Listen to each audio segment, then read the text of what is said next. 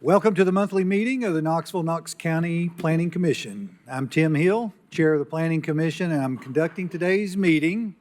Assisting me today is the Executive Director of Knoxville-Knox County Planning, Amy Brooks, and Planning Commission Attorney, Tasha Blakeney. I'd like to call this meeting to order. I'll now ask Mr. D. Armand to call the roll. Commissioner Huber? Here. Commissioner Browning? Here. Commissioner Levinson? Here. Commissioner Boyer? Commissioner Barger? Here. Commissioner Overton? Here. Commissioner Perez is excused. Commissioner Anderson? Here. Commissioner Higgins? Here. Commissioner Biggs? Here.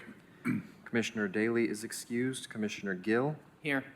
Commissioner Midas and Commissioner Adams are excused. Commissioner Hill? Here.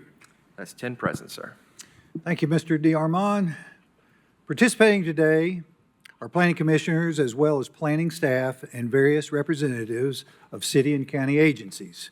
The planning commissioners are citizens from the city and county who have been appointed by either the city mayor or county mayor. We receive no salary and volunteer our time as a service to the community. Now a word about how discussion will take place. After each item is called, I'll read the staff's recommendation. On certain items, I'll call on staff to comment. At this time, the applicant may address the commission or defer his or her opening remarks and allow any opposition to speak first. The applicant and those in support of the applicant will be given a total of 5 minutes to speak. I will then ask for other comments from the floor. The opposition will also be given a total of 5 minutes to speak. If either side wishes to have an opportunity for rebuttal, you'll need to reserve time from your allotted 5 minutes. Please note that a timer will be displayed on the screen above me showing your remaining time. Applicants and citizens who registered to participate and are attending the meeting in person will be asked to come to the podium and share their name and address for the record where their item is being heard. Those who have registered to speak online do not have to sign in at the podium. If you would like to speak on an agenda item and have not registered to do so in advance, please raise your hand when the item is read into the record. I will then indicate when it is time for you to speak, and you can approach the podium at that time. You'll be asked to sign in at the podium as well as state your name and address for the record. If the Planning Commission on that item is appealed and we need to notify you, we cannot do so without your name and address. Planning Commission may grant additional time for presentation of information. Speakers should limit their remarks to the facts of the case and should avoid repeating comments that have been previously presented to the Planning Commission.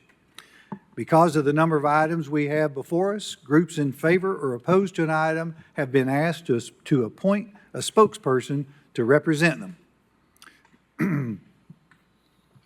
If you have any items that you'd like to make a part of the record, please submit those documents to knoxplanning.org/share.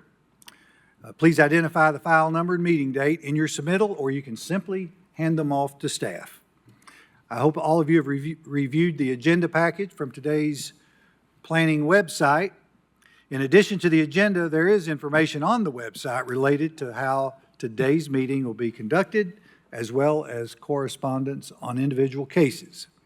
Many of the items we vote on require further action by City Council or County Commission.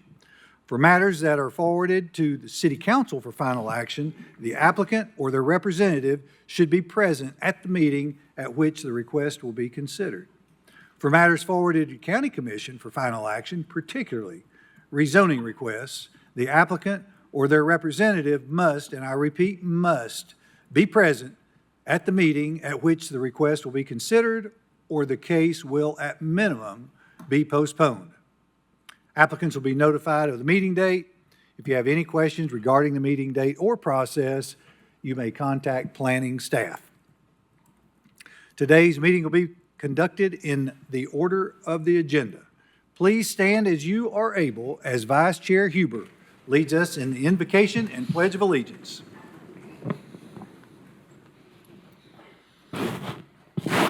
Our Father, bless this community. Help to ensure the decisions made this afternoon are fair, legal, and in the best interest of the total community. As always, keep us mindful of the needs of others, especially those who are in sorrow, need, sickness, or any other adversity. Pledge allegiance. To the flag of the United States of America and to the republic for which it stands, one nation, under God, indivisible, with liberty and justice for all.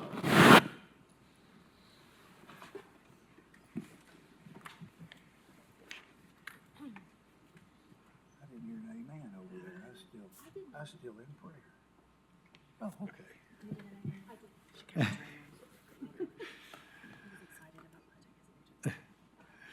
Next on the agenda are the postponement and withdrawal lists. I'll read these lists separately.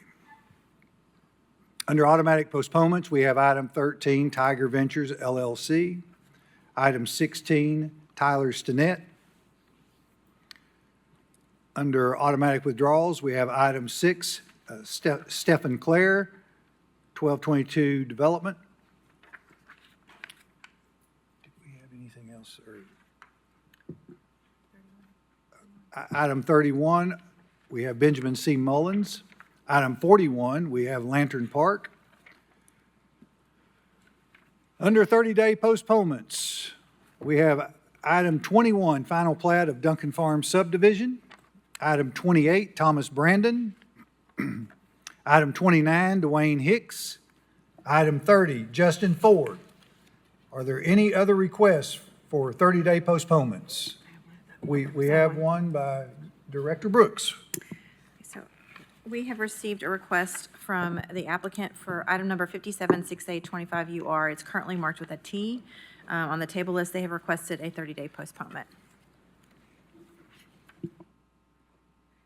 All right, so we're going to add item 57 to 30-day postponements. Any other requests for 30-day postponements? If not, Chair will entertain a motion. We have a motion by Commissioner Levinson, seconded by Commissioner Higgins. All in favor say aye. Aye. Any opposed? Motion carries. We have no 60-day postponements, and we have no 90-day postponements. We have no withdrawals. We have moved item 57 to the 30-day postponement, so we have no tablings. Items to be removed from the table. Item 1, Yasin Taro, American Dream Development, LLC.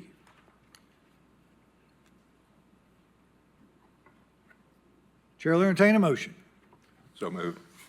We have a motion for item 1 to be removed from the table by Commissioner Levinson, seconded by Commissioner Higgins. All in favor say aye. Aye. Any opposed? Motion carries. Thank you.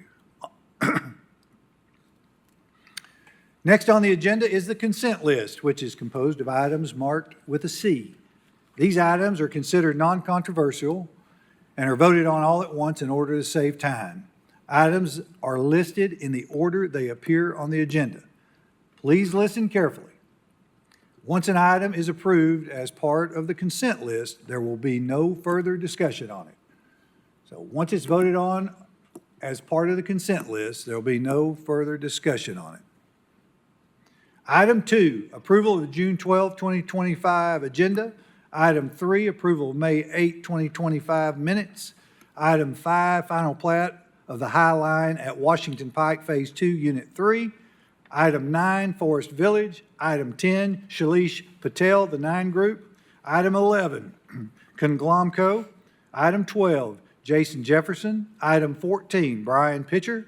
Item 17, Knoxville-Knox County Planning. Item 18, Knoxville-Knox County Planning. Item 19, Knoxville-Knox County Planning. Item 20, final plat of Strawberry Hills Subdivision, Phase 3, Section B. Item 23, final plat of Foxborough Hills. Item 24, final plat of Hickory View Subdivision. Item 26, final plat of the Haven at Hardin Valley, Phase 2A. Item 27, final plat of the Ridge at Neal's Landing, Unit 3. Item 32, Daniel Bruce Crow.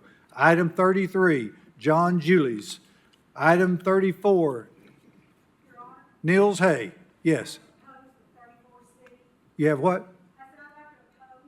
Okay, once I read this, if you'll come to the podium and request it be removed from consent, I would appreciate that, okay? Okay, thank you. Okay, I think I stopped at item 34, Nils Hay. Item 36, Graham Corporation. Item 37, Ty Calvin Harrell. Item 38, 1222 Development LLC. Item 39, Priyanka Patel. Item 40, Sam Hargrove. Item 43, Gallagher Ferry Subdivision. Item 45, Sherrill Business Park Re-subdivision of Parcel 207. Item 46, Mark C. Tucker. Item 48, Leah Metcalf. Item 49, John Wyckoff.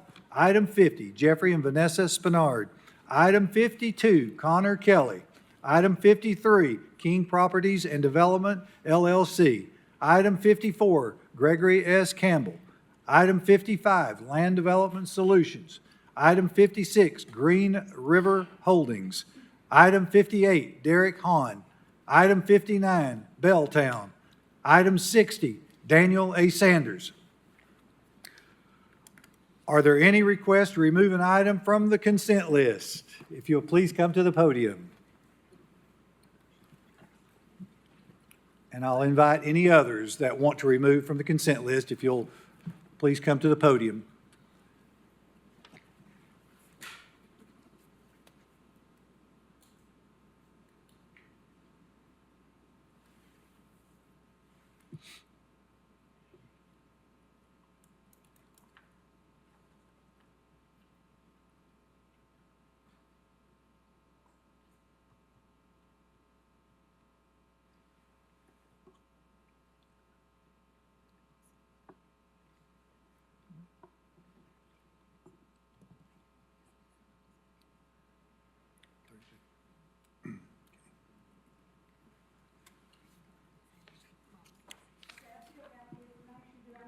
Pull this down where I can hear you a little bit. Thank you.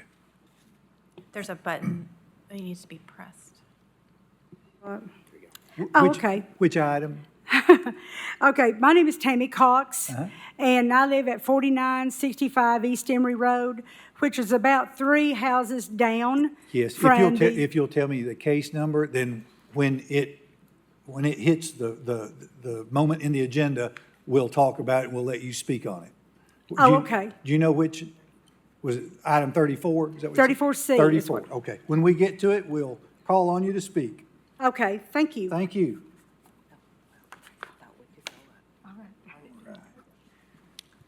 Do we have any others that would like to remove? I want to speak on the same matter. Okay, item 34. And Do what I is- need to go ahead and sign Ma'am, in? what is your, that's fine, yeah, if you'll do that, if you'll give me your name, please. Yeah.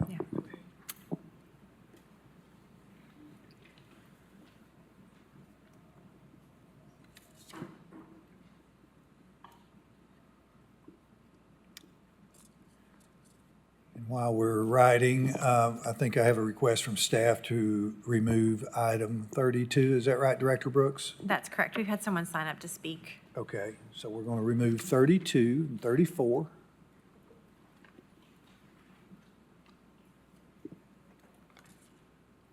Were you also, you're on 34, is that right? 34C. Okay, thank you. I'm as well, 34C. 34, okay.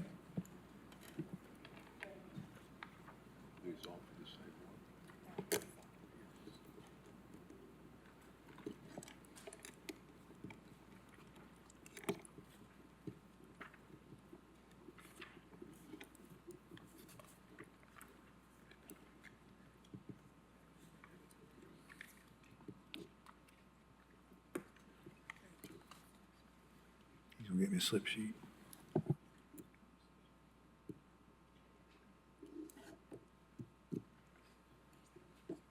I'm working on 34C.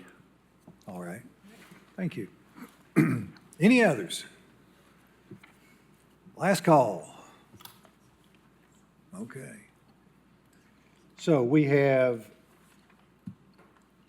two items, item 32 and 34, being removed from the consent list, and Chair will entertain a motion to approve the consent list. So move. We have a motion from Commissioner Levinson, seconded by Commissioner Higgins. All in favor say aye. Any opposed? Motion carries. Thank you.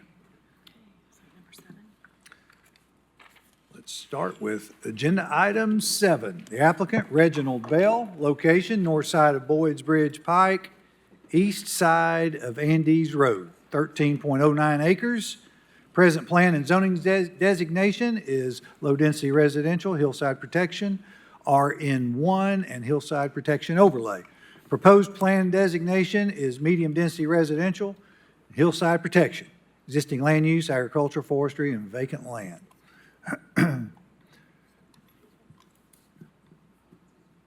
Staff recommendation is to deny the MDR land use classification because it does not meet any of the criteria for a plan amendment. Hillside protection would be retained. Is the applicant present? And do we have any opposition? Any opposition?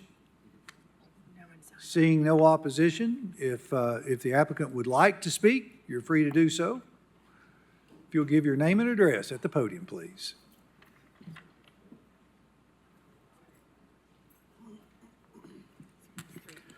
My name is Reginald Bell.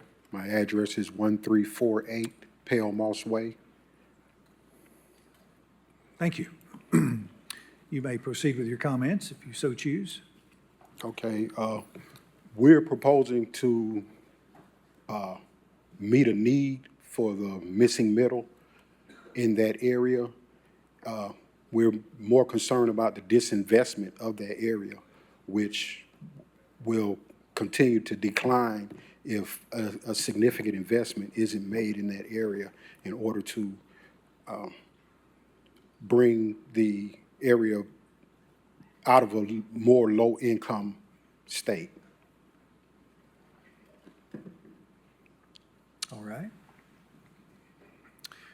Thank you for your comments. I'll toss it to commission here for discussion. Commissioner Higgins.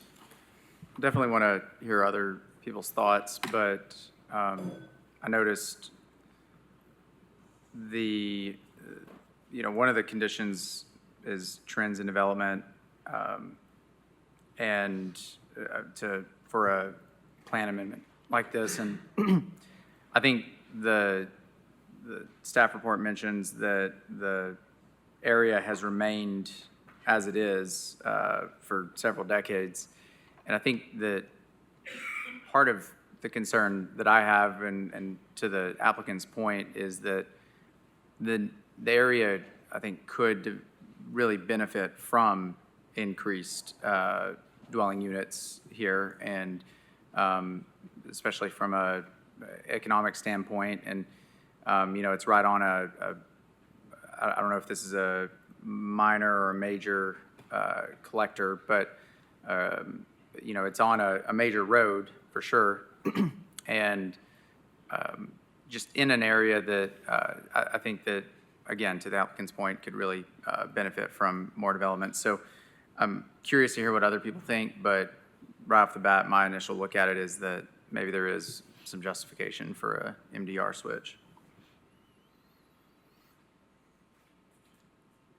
While I'm not seeing any, Commissioner Gill, I'm sorry.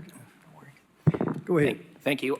So I remember when this one came up before us in April, and we really didn't get to discuss what Commissioner Higgins is referring to, because at that time we had some oppositions that was here that stated that they were working with you, and Commissioner Adams, who was unable to make it tonight, asked for postponement to give you the opportunity to continue to discuss this with the neighborhood. And I was just curious if any of those conversations happened and if they were fruitful for sort of what your plan is going forward for the property.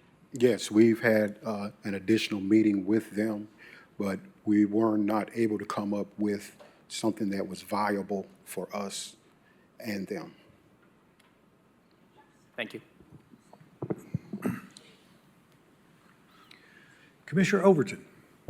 Yeah, I would agree with what Commissioner Higgins said, and I think I said this last meeting about a property not on the map, but in what I would consider in my head the general vicinity. And I just think this area of town is prime for increased density, and I think that it's relevant, that we can't address the housing needs in our community with big lots and single-family homes. It's just not how you create housing that people can afford to rent or buy in this market. So, yeah, I mean, I just don't see any issue here. It's so close to the city. It's so close to, you know, everything in that area as far as like commercial, schools, you know, roads, all that stuff. So I'll make a motion to approve the MDR land use classification because it does meet the criteria for a plan amendment. Okay, we have a motion by Commissioner Overton, and that was seconded by, we had a tie there of Commissioner Higgins and Barger. I'm going to give it to Commissioner Higgins. He's got the second. But I also want to comment that I'm very familiar with this area. The proximity is sensational. You can get anywhere in no time. The roads are more than adequate, underutilized, if anything. You have a school close by that children could walk to. And I have a deep concern about disinvestment, and it's a real thing. It's, you know, some people talk about gentrifying. Well, there's something worse than gentrification. It's disinvestment in a community, because when that happens, communities don't feel safe and they lose services. They don't have food sources. And I think this is one of the communities that that's a fair comment that you made. So I'll certainly be supporting it. And with that in mind, let's go to a vote. All in favor, say aye. Aye. Any opposed? Motion carries. Now, this is going to take two other votes here, so let's move on to the one-year plan. Staff recommendation is to deny the medium-density residential land use classification because it does not meet any of the criteria for a plan amendment. Hillside protection would be retained. Chair will entertain a motion. I'll make a motion to approve the one-year plan amendment to MDR because it's consistent with the plan. All right, we have a motion by Commissioner Overton, seconded by Commissioner Higgins, to approve medium-density residential land use classification because it is consistent. I'm sorry. I don't want to interrupt you, but we need to You make sure just that. did. Sorry, we need to make sure that we capture the hillside protection will be retained. Okay, the hillside protection will be retained on all of these motions. Okay, so we did have a motion and a second, right, on that one? Okay, all in favor say aye. Any opposed? Motion carries. Chair will entertain a motion on the rezoning. I will make a motion to approve the RN3 rezoning because it is compatible with the surrounding development and consistent with adopted land use policies, and the hillside protection would be retained. We have a motion by Commissioner Overton, seconded by Commissioner Higgins, to approve the RN3 district because it is compatible with the surrounding development and consistent with adopted land use plans. Hillside protection would be retained. All in favor say aye. Aye. Any opposed? Motion carries. Thank you. Thank you. Thank you. Thank you all very much.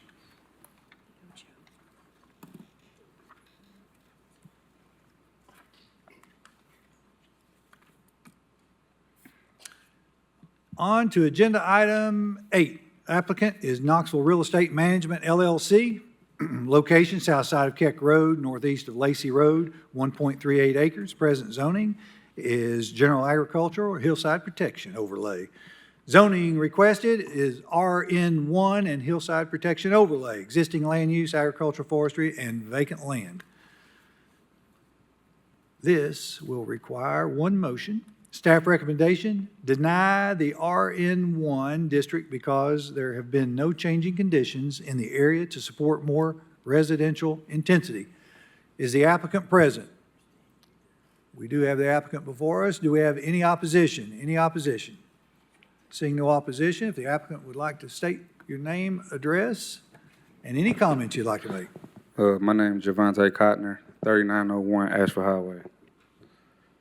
All right. With this property, I was trying to get it rezoned RN1 with the idea to build 3 houses in this zone, and they recommended to just rezone the 1.3 acres and leave the 5 acres agriculture because the infrastructure wasn't ready for 27 houses if the whole thing got rezoned to RN1. So we try to reduce it to 1.3 where we only can get 4 houses on that road. Okay. Thank you. Commission? Commissioner Higgins. You know, we talked about this some at agenda review, and I really don't feel like this is too much of a stretch or too big of an ask for this area. I mean, I know that there's industrial across the street that I think recently became industrial, but is currently not built out to anything, and it's hard to, without knowing what is going in there, without certainty of what, you know, if something was already built, I could maybe understand more considerations for that. But with this, the context there, I mean, it seems very appropriate to me to have RN1 our least dense option. So with that, I'll make a motion to approve RN1. Commissioner Anderson, did you second that? Okay, so we have a motion by Commissioner Higgins, seconded by Commissioner Anderson to approve RN1. Any further discussion? Seeing no other lights? All in favor say aye. Any opposed? Motion carries. Thank you. Thank you.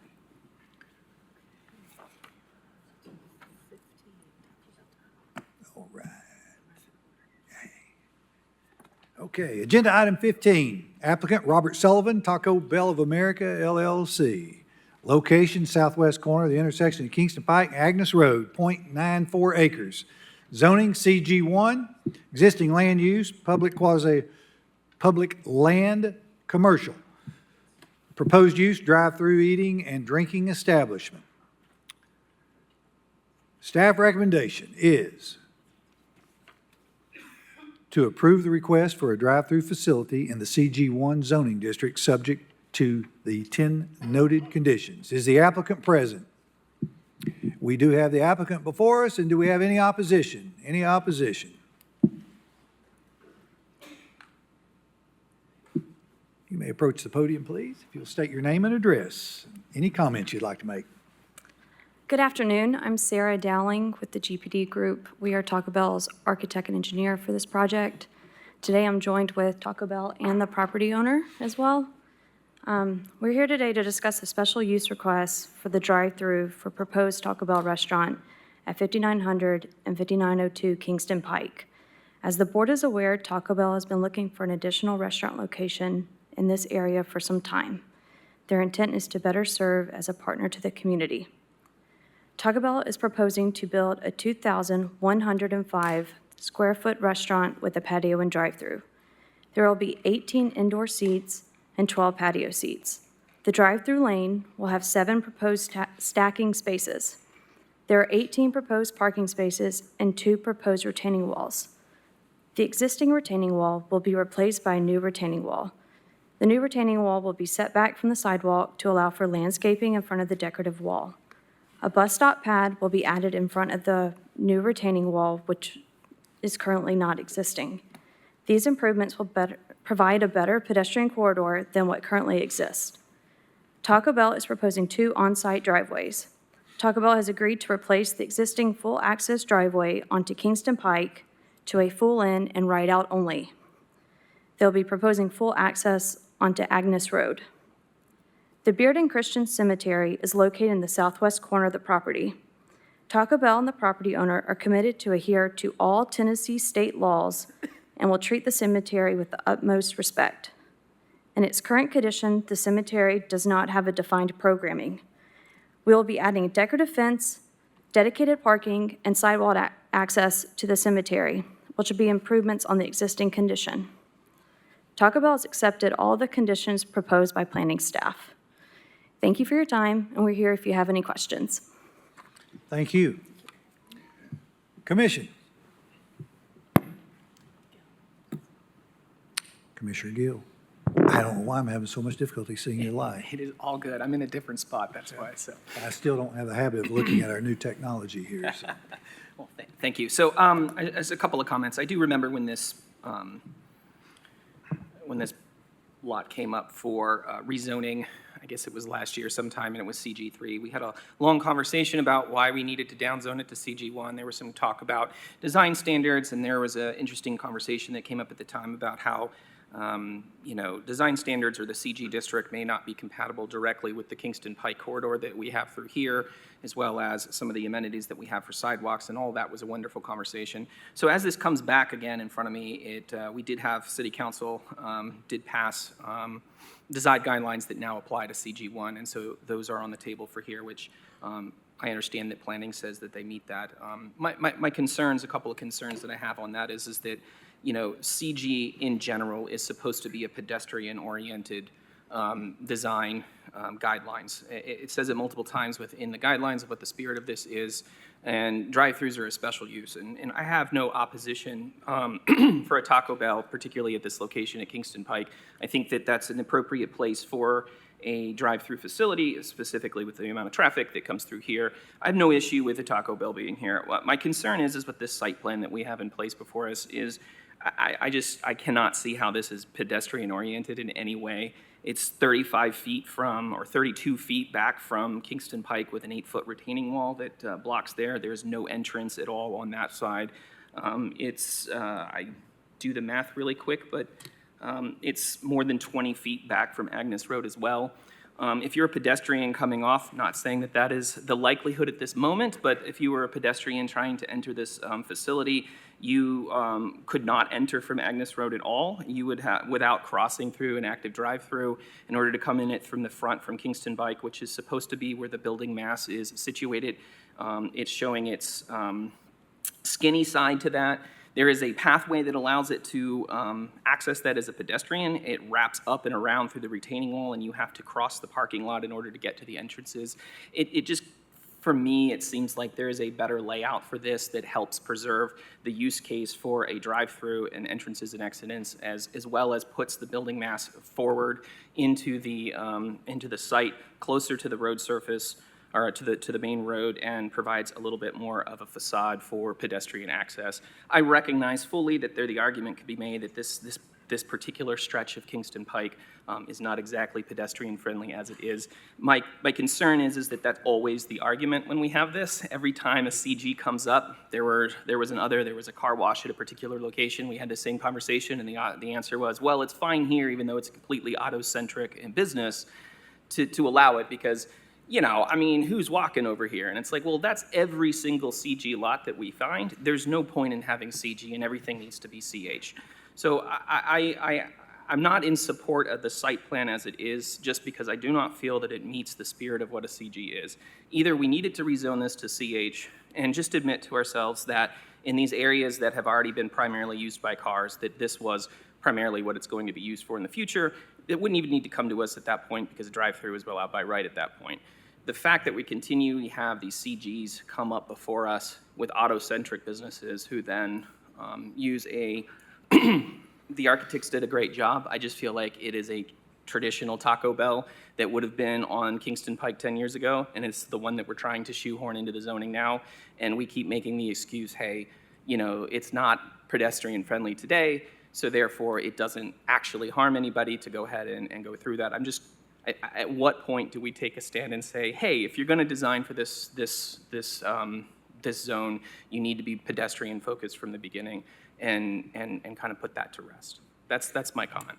I appreciate your comments, respect every one of them, and you acknowledge there's probably another view, and I'm going to give it to you. So, you're right next to three major arterials that are converging or intersecting. We have no pedestrian cross marks on the north side of North Shore. We can be aspirational, and we can be realistic. And I'm not giving up hope. I love walkability, but this end of Bearden stands the least chance of walkability than any of it, and it's zoned least for walkability. We have more CG1 on this end than we do or more CG3 on this end than we do on the other end, which is CG1 that has more walkability. So if anything, we should have flip-flopped the zoning. But I do want to go back. I think it's important for us to acknowledge and understand that CG replaced the most common commercial zoning that we had, which was C3, general commercial, and by right, they had drive-throughs. And this being on a major arterial with a 4-foot sidewalk that you're pinned between a retaining wall and no buffer at 50-mile-an-hour traffic is, and I've asked many of you to walk Bearden with me, and some of you have, including Director Brooks. There just comes a time that we need to acknowledge reality. And there are some areas that just are not conducive to walkability, and I think this is one of them. Can we improve things? Yeah, but, we've got to improve it with infrastructure first. We've got, the reason we're walkable downtown is because we average 5 to 10 miles an hour, and we have on-street parking that protect pedestrians with wide sidewalks. You're naked going down Kingston Pike on a 4-foot sidewalk with no buffer at vehicles at 50 miles an hour. So I don't disagree with the thing you say, but I just want to say it in a different way. Anyway, let's go to a vote. We have no other lights. All in favor? Oh, okay. Commissioner Anderson. It's going to be tough to follow, but I understand that this might be acceptable to the applicant, but I'm concerned about limiting traffic out of what I'm going to call the main entrance and exit to right turn only, because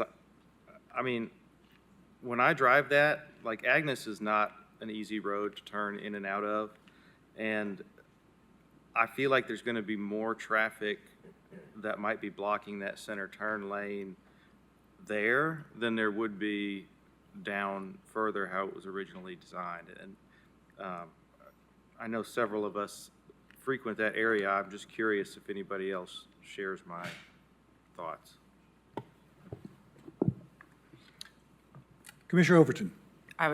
You asked if anybody shares your thoughts. I would. I was reminded of the, the Chick-fil-A in Bearden, and that's a right turn when you're coming out of the drive-through. And I think it's fine just because of where it is, but it does get backed up in the turn lane. It does back up if you're coming from westbound. If you're coming from eastbound, then that left turn is tough, and everything gets really jumbled. And Chick-fil-A actually put a flag guy out there one time to try to direct traffic, and he got in trouble with the city because he's not like a traffic officer.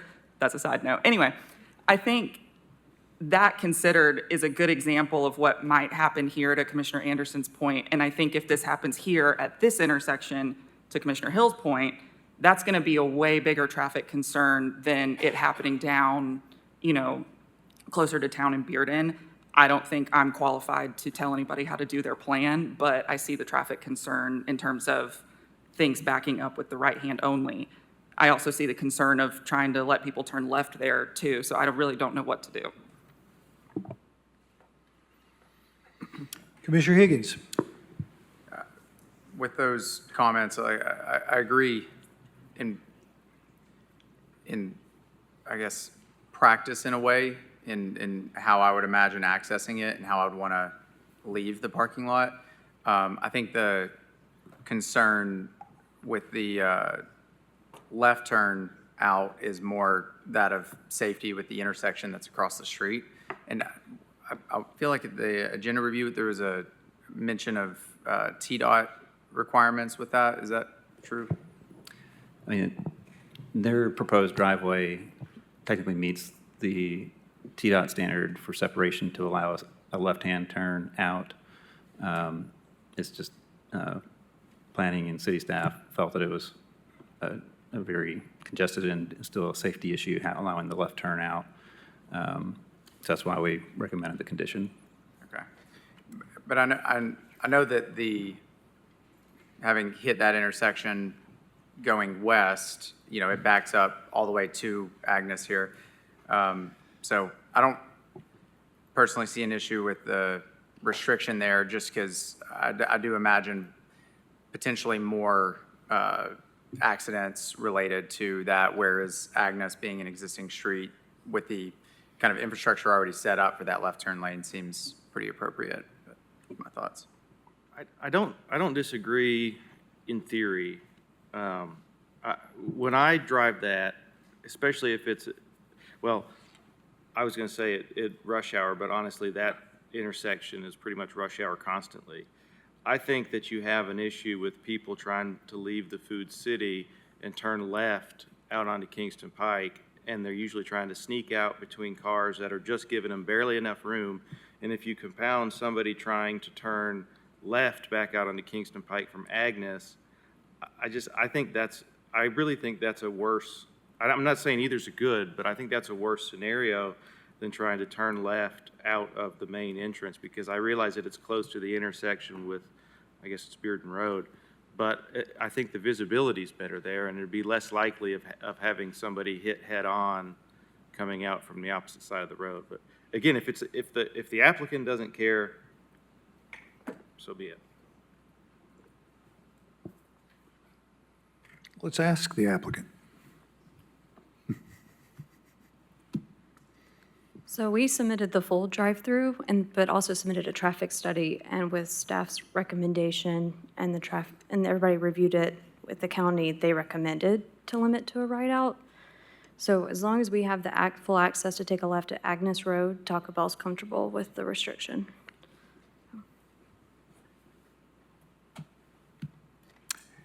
Commissioner Biggs.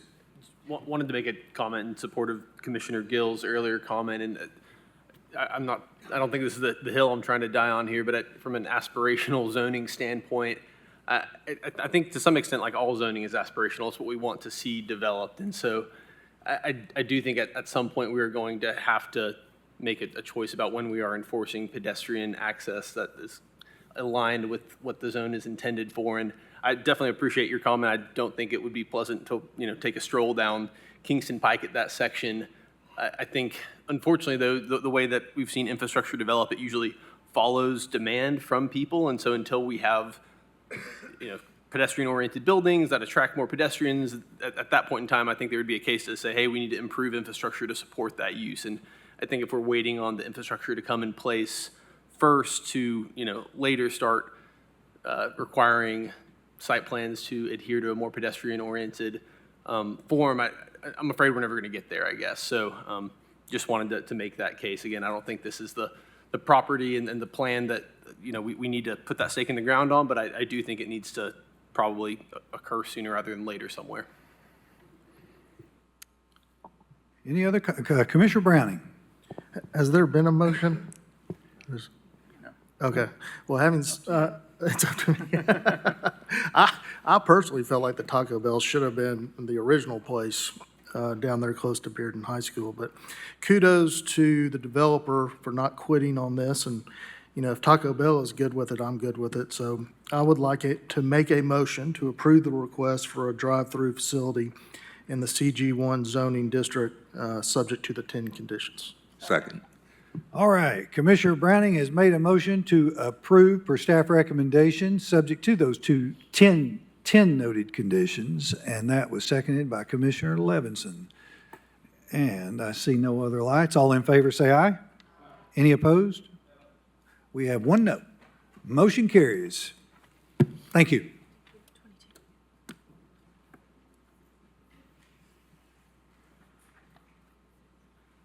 And I think, just for clarification, Commissioner Gill, I think you were you had more unrest about the, not so much the use.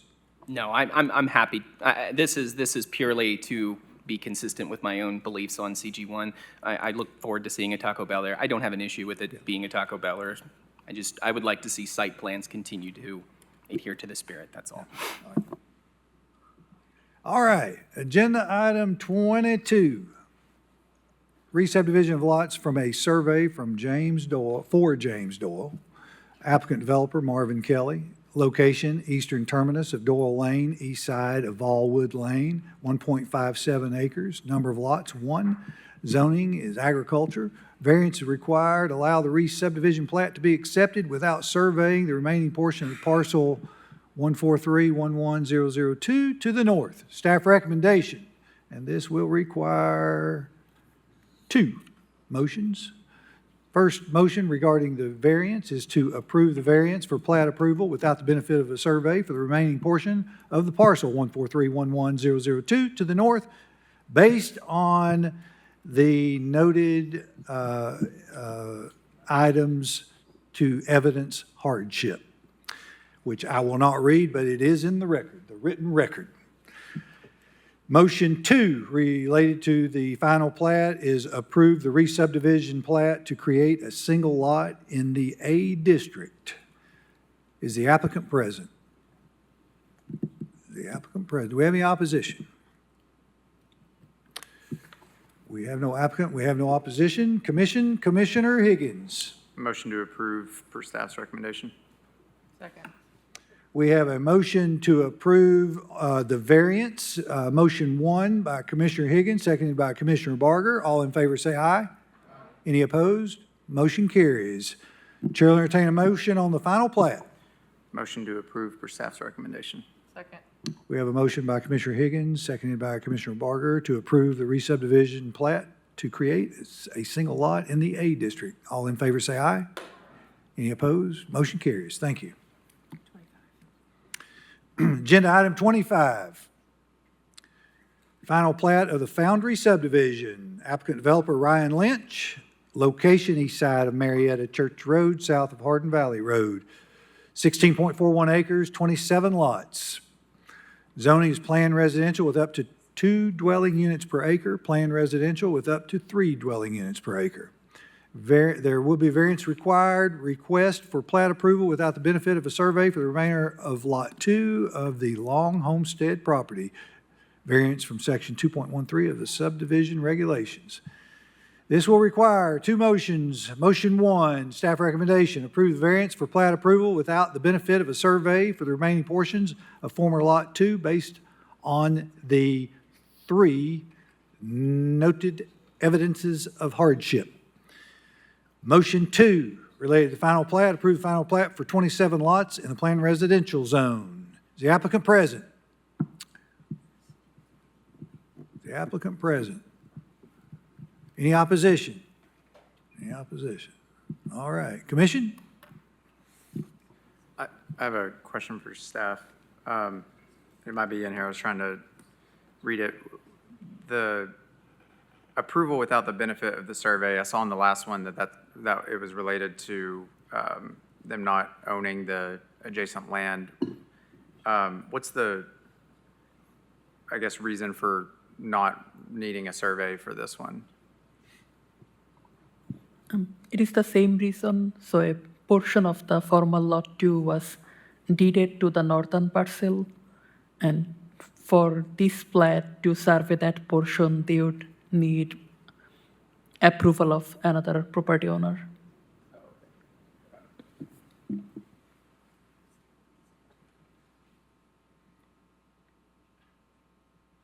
Chair will entertain a motion.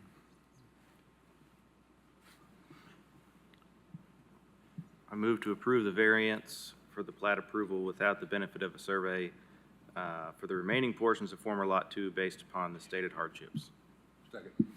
We have a motion by Commissioner Anderson, seconded by Commissioner Levinson, to approve motion 1 related to the variance. All in favor say aye. Aye. Any opposed? Motion carries. Chair will entertain a motion on the final plat. I move to approve the final plat for 27 lots in the PR zone.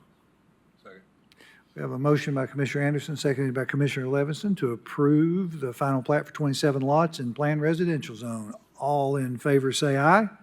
Any opposed? Motion carries.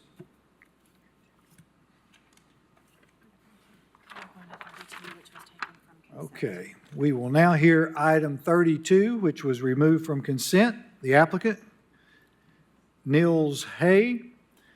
Location, northwest. 32, the applicant is Daniel Bruce. You may have it on the report. Let's try again. All right. There we go. Take 2. All right.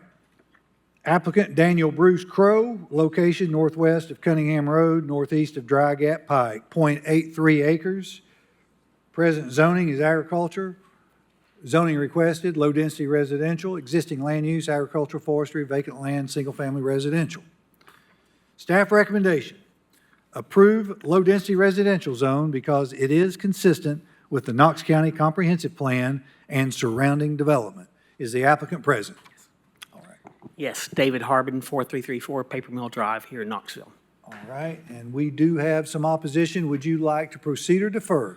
I'll briefly just explain the project. This is like a 0.83 of an acre piece of property from Mr. Crow. He desires to put in 2 duplexes and 1 single-family house there. The RA zone would allow that to happen, so we'd urge that the planning commissioners approve that zone for us. Thanks. Okay. Counselor Klein, would you like to speak? Counselor Wayne Klein.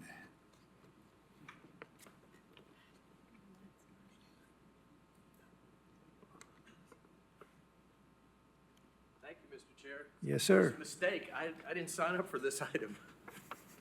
We appointed you. Oh, you appointed me? No, actually, we've got you listed here as against on item 32. Is that No, not? it's item 44. Item 44. And Thank I you am for not that. against item 44. We've worked out our differences, and we'll talk about it when we get there. Okay, all right. Thank you. Well, we didn't mean to gin you up there. That's all right. I'm happy to wake up. Okay. Okay, we have others on item 30, was it 30? No, no one else to speak on item 32. Okay. Commission. Commissioner Barger. I'll make a motion to approve per staff's recommendation. We have a motion by Commissioner Barger, seconded by Commissioner Higgins to approve per staff recommendation. All in favor say aye. Any opposed? Motion carries. Thank you. On to 34, is that right? That's the Mills Okay. Okay. On to item 34, applicant Nils Hay, location northwest side of Emory Road, southwest of the terminus of Brown Gap Road, 1.93 acres. Present zoning is agricultural.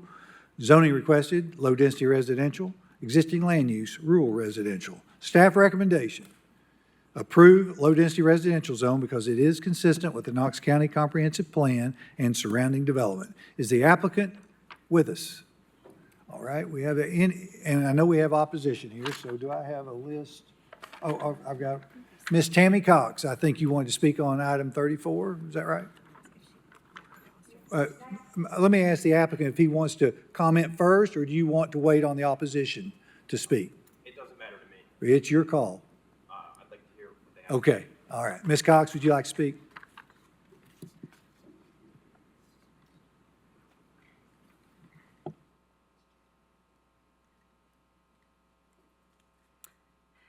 Good I think we afternoon. have, excuse me just a minute, I think we have a total of 4, is that right, that wanted to speak on this? I Yeah. believe that's right.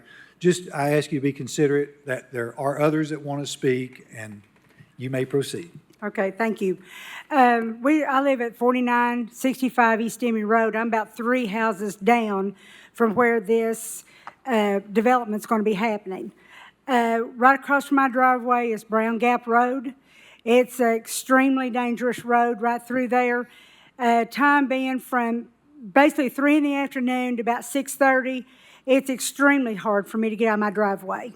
To the point that one time, almost a year ago, I sat in my driveway for about 10 minutes trying to cut across to Brown Gap and had a car coming who had a signal light, turned on Brown Gap, had plenty of time, so I thought, to shoot across. The next thing I know, I've been rammed into the side of my car, which spun me around on Emory Road into a truck that's sitting on Brown Gap, which smashed that side of my car in.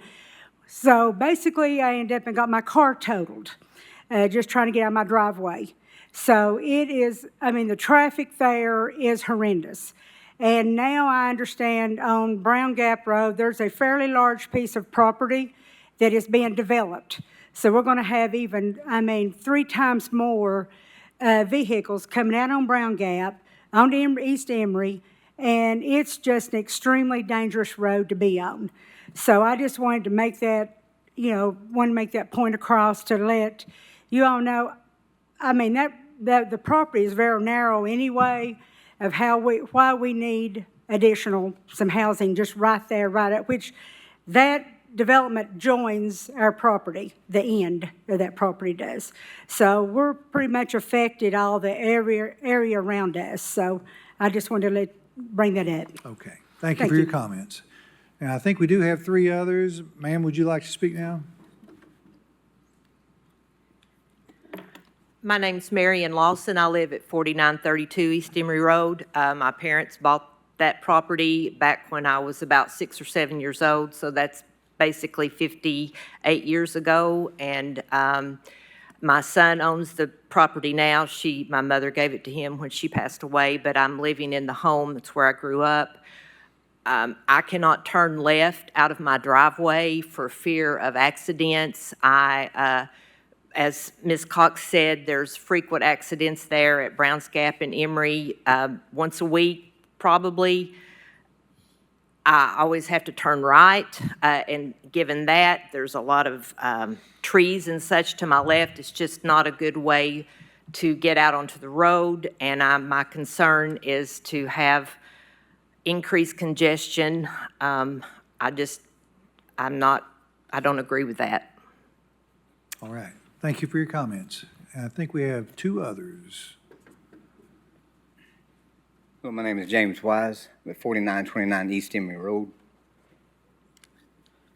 My concern is as well as them is the property beside me and the traffic volume through there. I mean, it's like they say, it's incredibly hard to get out of any driveway. I've requested in the past hidden driveway signs or something that would give some people an idea that you can't see the driveways when you're topping or going around the curves. But I was told that my driveway was not hidden. Well, the Ms. Cox that got hit and totaled, her vehicle has a better view than I do, and it's impossible sometimes to get out of my driveway. You have to accelerate to the volume of speed traffic that's behind you, and that's dangerous within itself. But that's part of the. I like to see the plans of the what they have next door, what they're planning on the development. If they have anything, what they had an idea what they're going to put there. I'll make this quick as well. The students that Halls High School, we was told at one time our son had to walk to school. There's no sidewalks, and we're within a mile of the Halls High School. And there's elementary kids and high school kids having to walk to school because they're a mile from the school. On that, we're talking about dangerous to get out of the driveway and the volume of traffic. You know, we got kids walking on a narrow bridge that you have to slow down to get two vehicles across, and that right there within itself needs to have something brought into discussion. And another thing, I'll make this quick. My backyard, that's my privacy point. That's the only place we have because we can't sit in the front of the drive, in the front of the yard because of the volume of traffic and the noise. We have no privacy if there's something had built beside us already, if they have put buildings there or something like that. I'm trying to say that we won't have any privacy at all. And that's the only way we get away from that traffic. I got 20 seconds. I guess I'm used too much time, but thank you. Thank you. I think we have one other gentleman. Yep. I'm Jay Cox at 4965 East Emory Road. We can extend to 2 minutes here. I'm a builder in the North Knoxville area, and Emory Road has been bad for too much traffic on it, and like he stated, a narrow bridge, you can't hardly pass on it. There is also, I think 3 or 4 more, or this is the 4th one, use on reviews of subdivisions going in on Emory Road, down below this one. And I think it needs to be considered that Emory Road's not really feasible road to put all these things on it. It needs to be dealt with. And they've talked about it for a long time, but they've never done anything about it. And the bridge down there, you can't hardly pass on it. And kids trying to walk to school there. And that's all I have to say. Thank you. Director Snowden or Mr. Elliott, either of you have any comments, concerns about some of the public comments? Yeah, Chairman Hill. East Emory Road is heavily traveled. I mean, it probably carries over 20,000 cars a day. This is a section that TDOT had in the 3-year plan 2 years ago. and has since removed it, and we have lobbied heavily on the mayor's office and county commission to get it back in the plan. It is not, unfortunately. They have continued to punt it due to the right-of-way acquisition costs are extremely prohibitive out here, a lot of relocation, so, but unfortunately, yeah, it is a heavily traveled two-lane roadway that does have a lot of challenges that, you know, obviously some of these folks have represented, so, but that is the current status of it. We encourage TDOT to widen it, but they have not committed to do so. Thank you. Commission. Oh, yeah, we should hear from the applicant, shouldn't we?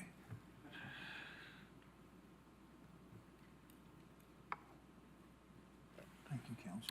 Hello, everyone. My name is Nils Hay. I live at the subject property, 4925 East Emery Road. And the purpose of this rezoning is to allow us to subdivide this into a few lots to move family down here. My wife and I have moved down here recently in a long-term dream of ours to be down near the Smokies, and so we really wish to have some family down here with us. We've got some aging parents, and they are not in the greatest health, so it would be much easier on us overall if we could have them down here. Definitely understand the concern with traffic. I live there, and I see that it is a busy road, and so happy to work with any of the concerns that the previous people have made to do traffic studies or any other necessary provisions to make sure that we can move forward with this. Thank you. Thank you. Now let's go to commission. Commissioner Gill. Yes, thank you. Obviously, the traffic is a concerning problem, but in light of the applicant's comments that this place that he actually lives at and will be dealing with the traffic just as well with his family, I think it's important to keep that traffic in mind. I would also ask if we could go ahead and put up on the screen a couple of things just so that we can make sure that we are illustrating one of the reasons why this is an appropriate area for this is that it is a planned growth area, and it's also the place type is intended to be suburban residential SR. So, you know, as commission, we are asked to consider the comprehensive land use guide and try to direct growth into the areas that through a public process were identified for growth. And this is smack dab in the middle of it. It's smack dab in the middle of planned growth. It's smack dab in the middle of a suburban residential, which supports this type of development. It's a few houses, and while I am definitely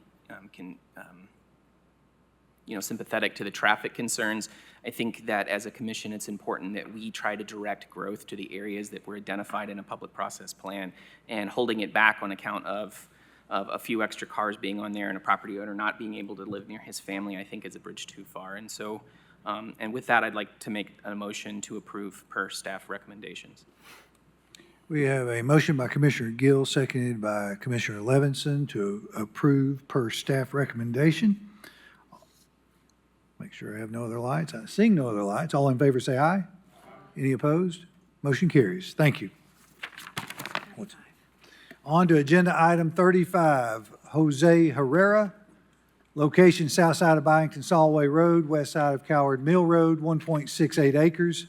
Present zoning's agricultural. Zoning requested, low-density residential. Existing land use, single-family residential. Staff recommendation is to approve low-density residential zone because it is consistent with the Knox County Comprehensive Plan and surrounding development. Is the applicant present?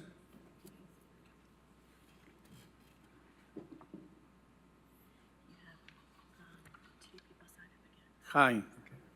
Hello. I don't know if you heard me. My name is Jose Herrera, and it's my first time speaking in public. Sorry, my mind is like in blank now. Before we come here to make that application, we talked with Jake and with somebody else in order to see if it was right, the thing we was trying to do. And they say probably yes. Actually, at the beginning, we tried to do like multifamily, but they say no, we can switch for like we apply now. Sorry Okay. for my English, it's not very well. We understood you. I understood you. Yeah. Thank you. And Thank you. Appreciate you attending. Let's see here. We do have some opposition, I believe. Is that right? Are you through with your comments, Mr. Herrera? Mr. Herrera, are you done speaking? I'm sorry? Did you say all that you wanted to say? Yes, Okay. thank you. All right, Sorry. thank you. Could I get your address, Mr. Herrera? My living address? Uh-huh. 1805 Thompson Road, Knoxville, Tennessee. Okay, thank you. Thank you. All right. We have, looks like, two signed up in opposition, Michael Albert and Keith Iyer. Is that right? Okay. All right. Hello, I'm Michael Albert. I live at 8340 Ferranda Way, and I'm speaking for the community of residents that are on Byington Solway, Coward Mill, and Ferranda Way. Okay. We are all in 100% agreement in imposing this rezoning. There was not a single neighbor that we were able to contact that approves this rezoning. A petition has been provided to you all, providing the names of our community members that oppose this rezoning. This rezoning effort began with providing our community with incorrect information and no specifics. Many of our community did not know this was even happening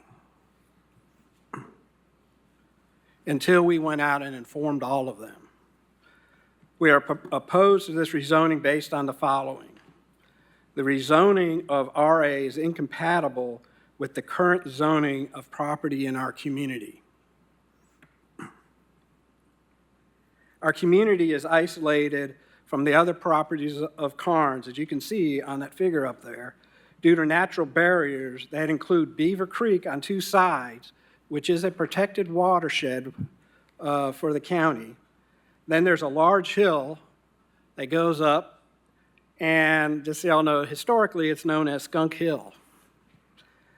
And that's on one side, and then you can see industrial type zoning on the remaining side. There is no RA adjacent zoning to this property due to these barriers.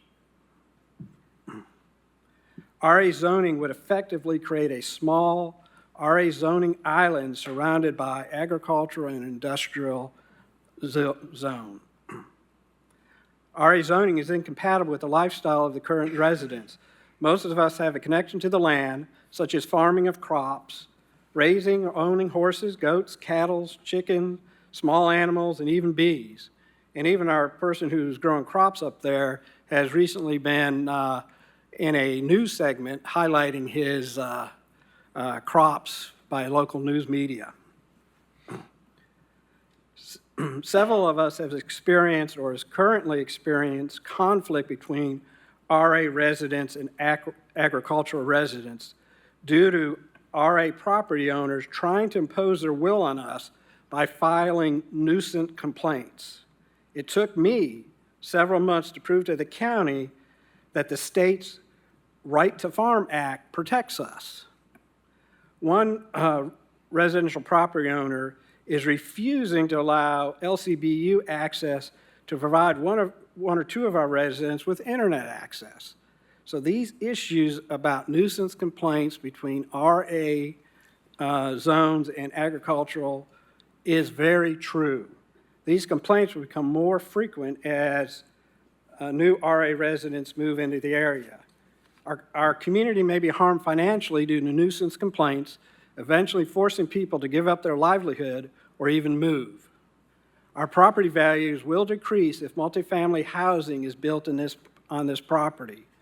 Currently, the new property owner has not provided us any information of his plans, and our first contact with him, he stated he wanted us to move our joint permanent easement and that we were going to pay for moving of this joint permanent easement. Then he filled in our drainage ditch, our stormwater ditch, excavated soil 2 feet from the front of his house all the way down to Byington Solway, and this was done without a permit according to the county. His brother stated to me that they were going to fix the drainage, but they never did until I contacted the county, and the county forced him to restore our stormwater drainage. The new property owner has not provided any information, but the weight of evidence of his activities indicate that he's converting the existing home into a multifamily dwelling with a parking lot out front. You've received several comments from us concerning this, but I don't have time to go into the specific details. My analysis indicates it is very probable that the outcome for this property would be the same regardless of agricultural or RA zoning. Our community is willing to sit down with the property owner to discuss and try to come up with an agreeable path forward. We recognize that there are 3 historical addresses to this parcel and that we are willing to discuss a future of 3 single-family dwellings in an agricultural zone. If agreements could be reached, it would be a win-win for all. Property owner could build 2 nice $400,000 single-family houses in existing to the existing house. Provide the new owner a nice profit, the county will get their taxes, and the community will get their properties that are consistent with an agricultural zoning. Mr. Albert, if you could wrap up, please. Yes, if agreement cannot be reached, the Planning Commission could proceed with a decision, and our community will closely monitor the development of this property. We request the Commission consult with the new property owner and consider our proposal. Thank you. Mr. Heyer, unless my fellow commissioners oppose, I'll give you 3 minutes. Yeah, I tried to get this onto the website. It doesn't take JPEG, so if somebody would like to take this is the position, or the petition.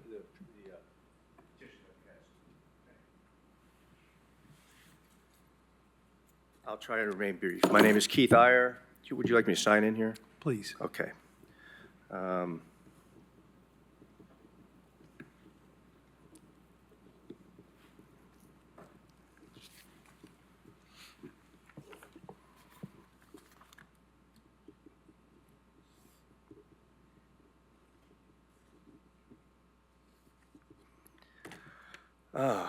I'd like to just start by saying that I'm the guy who the people interviewed with, and I grow hops on my property.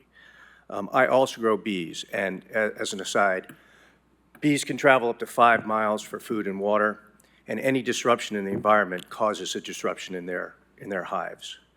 And I know that another one of our residents has bees right along Howard Mill. But I'd like to point out things from a God's eye view. So if you guys could expand this a little bit. We've got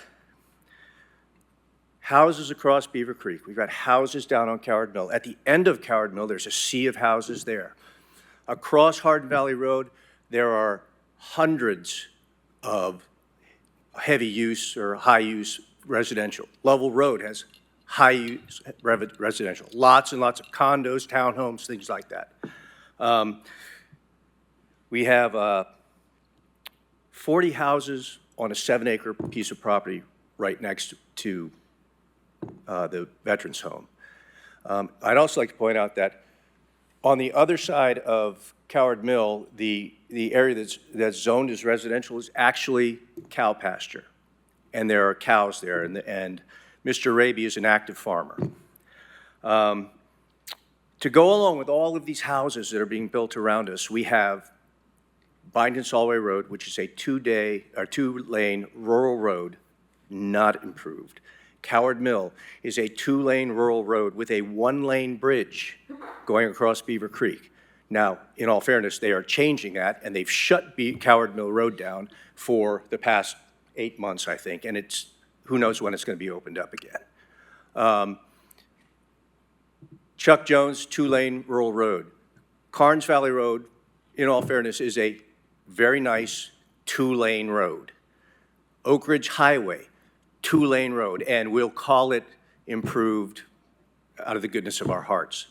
Hardin Valley Road is a 2-lane road until it crosses under Pellissippi, and then it becomes, or a 4-lane road, and then it becomes a 2-lane road under Pellissippi, with seas of houses being built across from Hardin Valley High School. You get out on Hardin Valley Road at 8 o'clock in the morning, going west, it's a parking lot.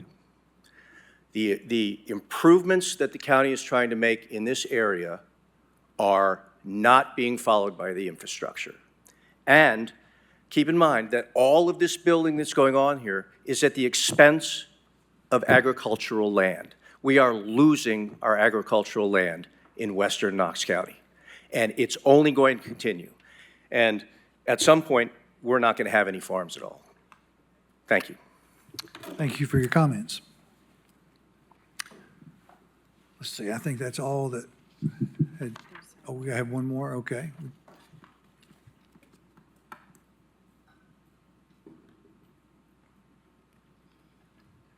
If you'll put up 2 minutes, please.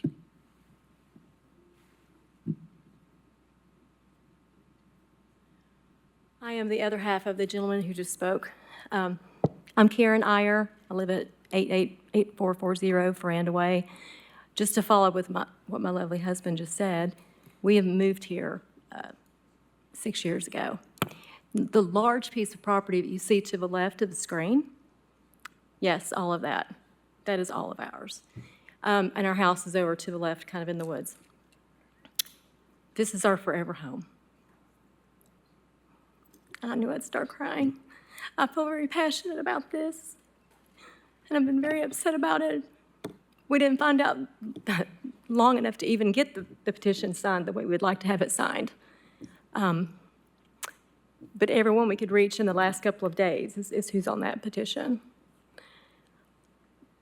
We're all farming it there. There are no apartments.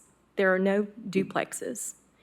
There's nothing like that, but the people he was referring to that have moved into the area, not allowing LCUB to come to our house and calling the police, calling Knox County to come and make sure that LCUB left and was not allowed to put internet into our house, into other homes as well. So we're dealing with that also right now. And we've been trying to be very quiet neighbors and very nice. But when you've got people moving into a farming community and then telling the neighbor that your chicken is making too much noise, chicken, not a rooster, a chicken, that's what we are afraid of. And there's no reason why anyone would need to change this to a residential. It's already agriculture. Mr. Albert has given you information about and a proposal to keep it agriculture, and that we would be glad to work with the neighbor on that. But he has not really given us any information or let us know what's going on with anything he's been doing. So if you would consider the proposal and allow us to do that, we can keep everything intact and stay in our forever home. Anyway, that's all I have to say. Thank you. Thank you for your comments. I'm sorry I cried. I knew I would. Mr. Herrera, I had extended time for the opposition. Would you like additional time to speak, or have you said all that you wanted to say? Okay, all right.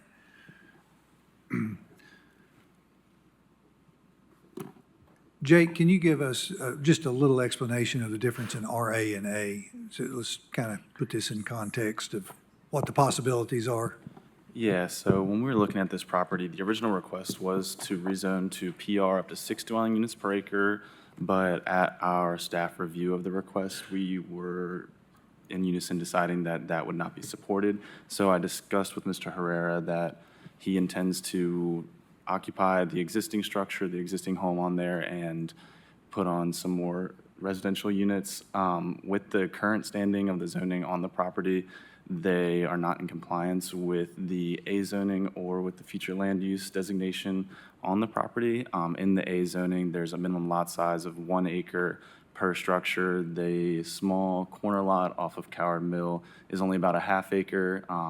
The total parcel, or the 2 parcels in the total area that's being looked at in this case, is only about 1.7 acres. And if he was going to look to rezone it all to come more into compliance with the code, he would have to rezone so that he would have enough of that minimum lot size to actually be in compliance with county regulations.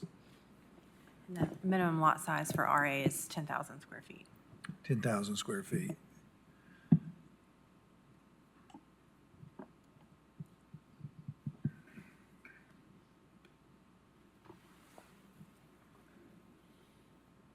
Okay. Commission. Commissioner Higgins. I understand some of the concerns with the loss of farmland, and I really hope that those of you who have those concerns, don't allow your farms to be converted into other things in the future. But what we're looking at here is not farmland. It's a small parcel, less than 2 acres, with like a dozen structures on it. In order for them to be able to, what it sounds like is they need a rezoning to be able to improve those structures. And looking at the aerial and the street view, I think that would be a pretty big benefit for the neighborhood to have the site as it's been improved. So I'm going to go ahead and make a motion to approve per staff's recommendation. We have a motion by Commissioner Higgins, seconded by Commissioner Overton to approve per staff recommendation. I think we had some more lights on, or maybe not. Okay, seeing no other lights. All in favor, say aye. Any opposed? Motion carries. Thank you.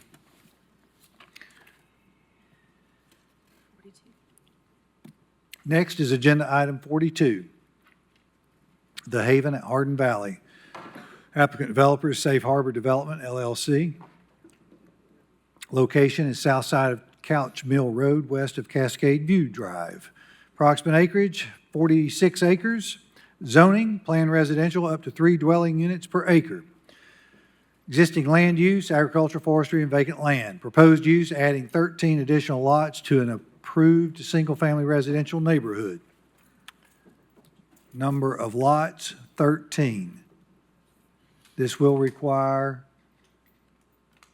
looks like, 1 subdivision variance. And this will require 2 motions, one related to the variance and one to the concept plan. 3 motions, and to the development plan. Staff recommendation is to approve variance to allow a T turnaround in lieu of a cul-de-sac at the western terminus of Signal View Road. And they listed the reasons for those, for that variance in A, B, and C. Motion 2 is related to the concept plan, and their recommendation is approve the concept plan subject to 14 noted conditions. Motion 3, development plan, is approve the development plan for 13 additional detached house lots, increasing the total house lots to 372 for the Haven at Hardin Valley subdivision, formerly Brown Property, Couch Mill Road, subject to the 2 noted conditions. Is the applicant present? Yes. Do we have opposition? Any opposition?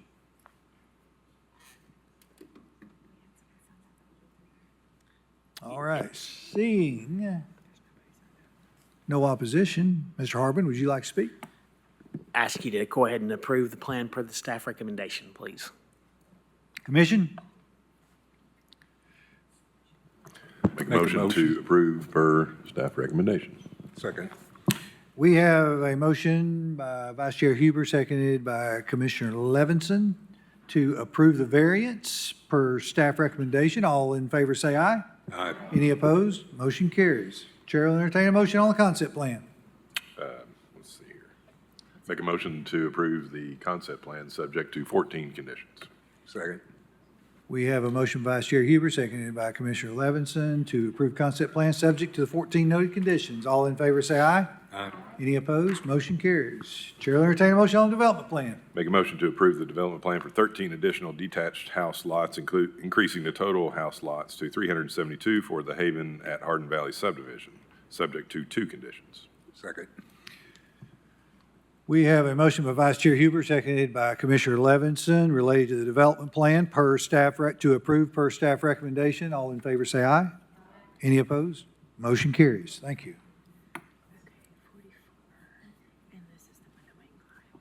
Okay. Next is agenda item 44, subdivision 2720 Cunningham Road, applicant developer Masana Investments LLC, the location east side of Shady Lane, south side of Cunningham Road. Zoning is planned residential up to 3 dwelling units per acre with conditions. Existing land use, rural residential, single-family residential, agricultural, forestry, and vacant land. Proposed use, attached and detached residential subdivision. Number of lots, 57. This will require 1 variance, and we have an alternative design standard. requiring Plan Commission approval, as well as the concept plan. So this will require 4 motions, actually, and the development plan. Okay. So staff recommendation, approve the variance to reduce the distance between broken back curves from 150 feet to 135 feet between stations 2 plus 97.49 and 4 plus 32.12 Road C. And then the supporting elements in 1, 2, and 3. And then on the motion 2 would be approve the alternative design standards based on justifications provided by the applicant and the recommendations by Knox County Department of Engineering and Public Works. Motion 3, approve the concept plan subject to the 11 noted conditions. Motion 4, approve a development plan for up to 43 single-family homes and 14 townhomes on individual lots subject to the 3 noted conditions. I see the applicant before us, and we do potentially have opposition here. So, Mr. Davis, would you like to proceed, defer? I'll proceed, please, sir. Scott Davis, P.O. Box 11315, Knoxville 37939. And after 30 years of going head-to-head with Mr. Klein, this will be the first time you're ever going to see us agree in front of you guys in your presence, I think. First time. When this was originally approved, we agreed to do a buffer along Shady Lane, is that what it is? Shady Lane, with your all's permission and with Mr. Klein's permission, we'd like to be on the record to move the buffer back along the creek line between the development and the one lot facing Shady Lane. Hi, Wayne Klein, Hodges, Dowdy, and Carson, 445 South Gay Street, Knoxville.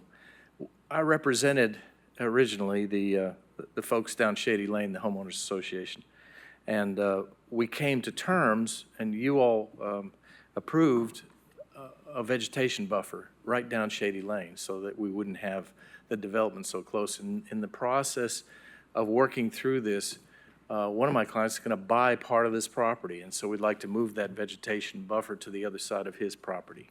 So your concept plan needs to be modified only in that sense, and we're asking that you would do that to foreclose another month's extension, which is not needed, because we're in agreement. Thank you, Councilor Klein. Commission? Just a Vice point- Chair Huber. Just a point of clarification on that. So you're not encompassing that whole lot with the existing house. You're just, how wide is the current buffer right now, or what was agreed to? We had agreed to put a buffer all along Shady Lane. Right. And now we're going to move that buffer probably the same length of it, same length, but just to the other side, to the east side of the property, as opposed to the west side. Sure. So, I mean, I guess my question is, you had mentioned the creek on there too. Is it from the center line of the creek, or is it just literally on the property line? Just for clarification for staff. And Well, the east side of the creek is where the development would be. correct. Now, I'm saying where the buffer will now be. The buffer would be 30 feet on the east side of the creek. That's where I was going. So I'm just looking for clarification on that.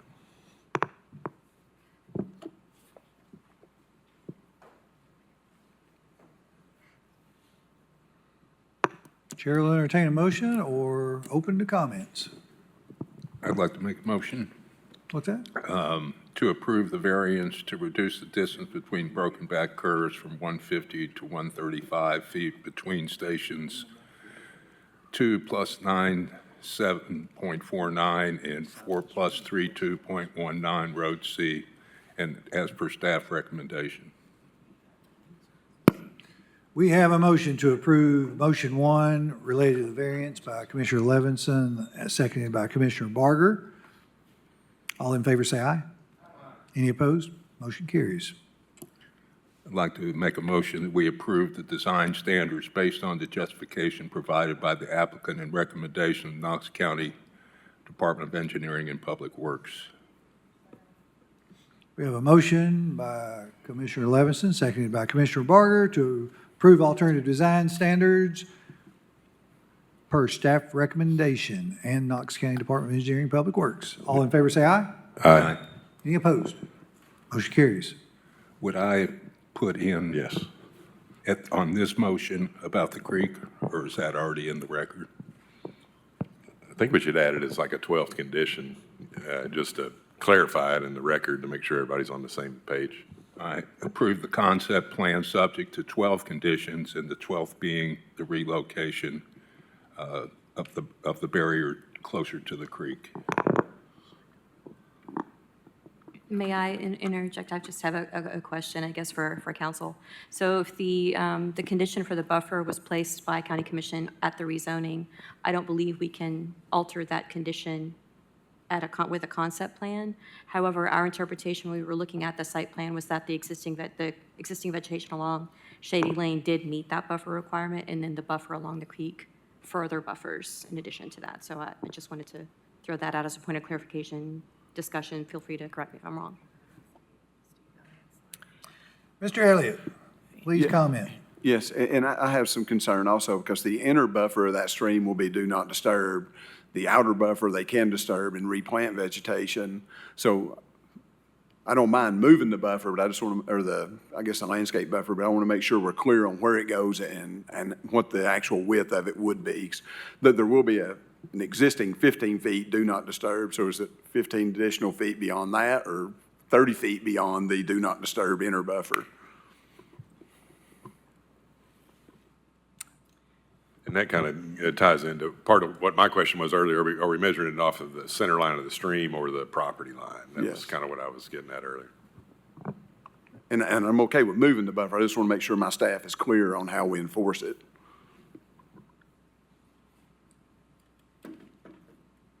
Our agreement is 30 feet from the property line.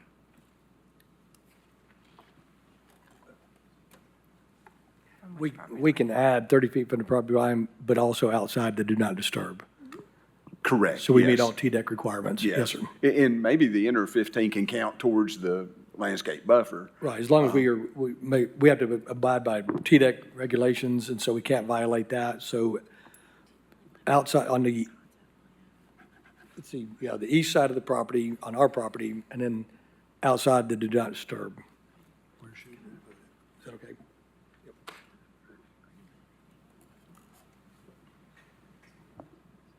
I also have a clarifying question here. So is it my understanding that that portion of the property that was originally going to have the buffer will be sold? So it won't be actually part of this development, is that correct? That's correct, yes, ma'am. It'll be subdivided out, and so that parcel that's on the very bottom will be subdivided out and will not be part of the development. Okay. Yes, ma'am. Okay, thank you.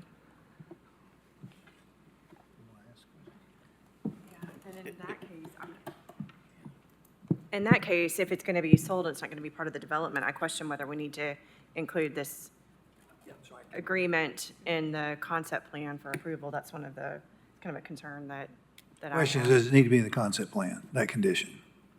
Commissioner. It doesn't need to be in the, I'm of the opinion that it doesn't need to be in the. I tend to agree.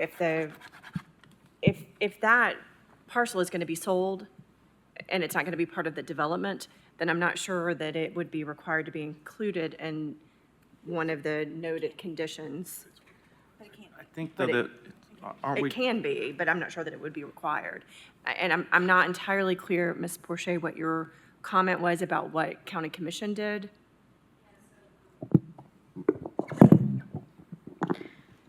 Pull it back up. So the case summary is what I was looking at for the rezoning, which was 1I-25 RZ.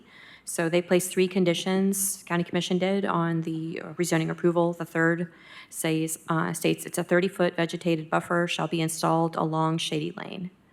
And so if that condition was applied with the rezoning, my understanding is the only way to change, move, or remove a condition is to, again, go through the rezoning. But in this case, there's existing buffer along Shady Lane already that could be considered as meeting that. So I don't feel like we need to, I don't think we can move it from what was conditioned, but we can consider what they're doing as extra on top of that. I think it sounds like it exceeds what their minimum requirement was, so I appreciate you bringing it up, but I don't necessarily think that that's an obstacle under these circumstances. Thank you. I just wanted to clarify that for the record, just to be sure we were I don't doing know it right. that I follow that, though. I think I do, but so the buffer, the required buffer by the county commission is going to have to be located on property that is ultimately not going to be owned by the developer, right? So there's no reason to do anything with that condition. That becomes that subsequent landowner's problem, basically. Right. And so I don't see why we can't add the new requirement to a condition of the concept plan as we have on the floor. Yeah, I think that is consistent with what Director Brooks and I are both saying, which is, I think that you can add it, but I'm not sure that you necessarily would be required to do so under these particular circumstances, unless it gives the applicant and the opposition a little more comfort to do it. And that's what I think I'm hearing in this show of uncommon camaraderie, that perhaps that might be the best thing to do under the circumstances. I didn't know I it'd be think so my hard concern to was the fact agree. that they were saying alter the condition, where this would be a new condition. So, yeah. It was easier when we disagreed with each other. That's right. We don't know what to do when you come here together, right? So, and I do agree. I think if we added that as an additional condition, that's going to make them feel more comfortable. It's on public record. We've agreed to do so, and I think that should suffice. That's what I was going to say. So, He gets paid more than I do to say that, so. so the motion will have 12 conditions. And the last condition being as stated. That is correct, as long as the county is comfortable with that clarification. Yes, we're Okay. good with it. Just as long as it says create a buffer and not move the buffer. So clarified. Who's writing condition 12 down? Dallas, are you doing that? Creation of a 30-foot buffer. Property line. First I thought I heard 35, and then I said 30. All right, let me see if I can get this. So create a 30-foot buffer. I have the east side of the creek.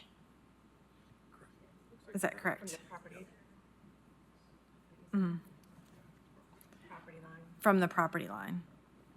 Yeah, the property line is also the center line of the creek. Okay, got it. Okay?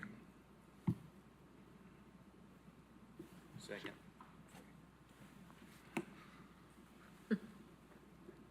All right. So we have a motion by Commissioner Levinson, seconded by Commissioner Anderson, to approve the concept plan, subject to the 11 noted conditions and the one condition that was just added, creating 12 conditions. Mr. DeArmond, you want to read that 12th condition? Creation of a 30-foot buffer from the property line on the east side. Thank you. Seeing only one light that I don't mean to be on, all in favor say aye. Any opposed? Motion carries. I want to make a motion to approve development plan for up to 43 single-family homes and 14 townhomes on single lots, subject to 3 conditions stated below. Second. We have a motion by Commissioner Levinson, seconded by Commissioner Anderson, to approve motion 4, development plan per staff recommendation. All in favor say aye. Any opposed? Motion carries. Thank you all for your time and your service. Appreciate it.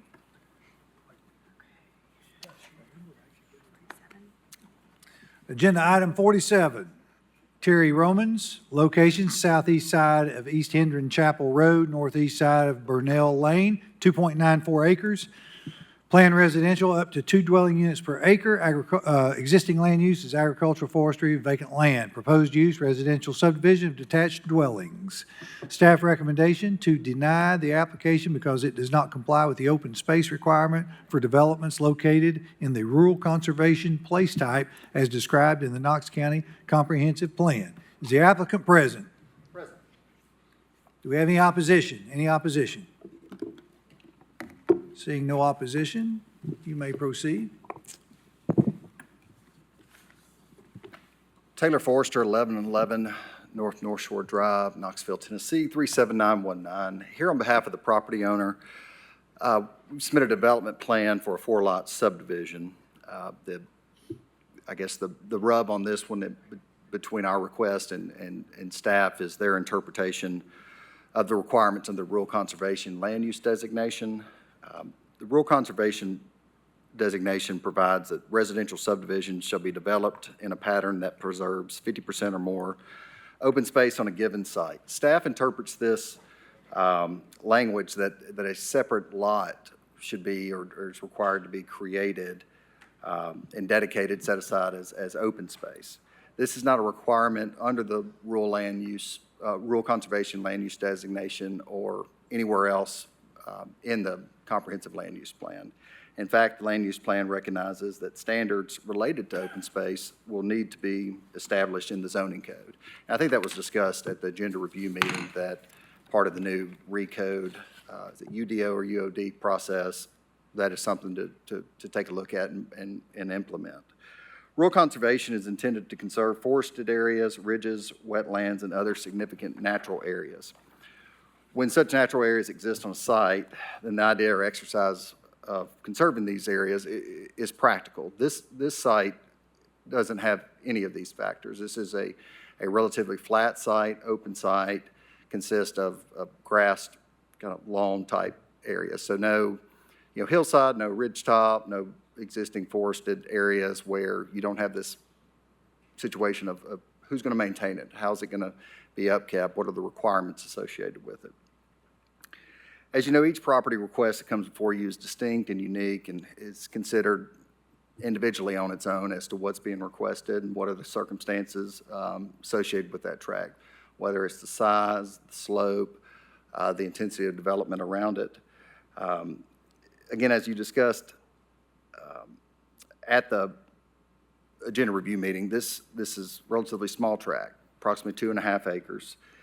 If required to subdivide out 50% of the property into a separate lot, in all practical aspects, you're going to have to set up an HOA. Again, for a 4-lot subdivision, it's not a practical solution. That's going to require, preparing and recording covenants and restrictions, require a board to be elected. I've set up several HOAs on larger residential subdivision, and I don't think I've ever had a situation where it's on the appointment or election of board of directors, the standard number is 5. We wouldn't even have enough here for your standard type of HOA board. What would also have to happen is that you're going to have annual meetings. There's going to have to be annual assessment, monetary amounts contributed by each lot owner to fund the HOA. You have to file annual statements and renewals with the Tennessee Secretary of State, liability insurance on this track. Then again, the issue of maintenance, the part of the funding is going to be to pay a landscape company to come and mow this. So when you look at this site all the way through, it makes sense to create larger lots. With 2.5 acres, I'm going to use 100,000 square feet as an easy round number. It's a little bit more than that. But even if you assumed a very large residential house in a building footprint of 2,500 square feet, times 4, that's 10,000 square feet buildable footprint, you still end up with 90% open space. That's going to be maintained by each owner of the property. I consider most probably property owners or people looking to purchase houses would appreciate having a larger yard, having more space. And so, again, I think some of the confusion on open space, there was discussion on Tuesday about common area. Open space and common area are two distinct things. Just because it's open space doesn't mean it's going to be common area that's available to everybody in the neighborhood.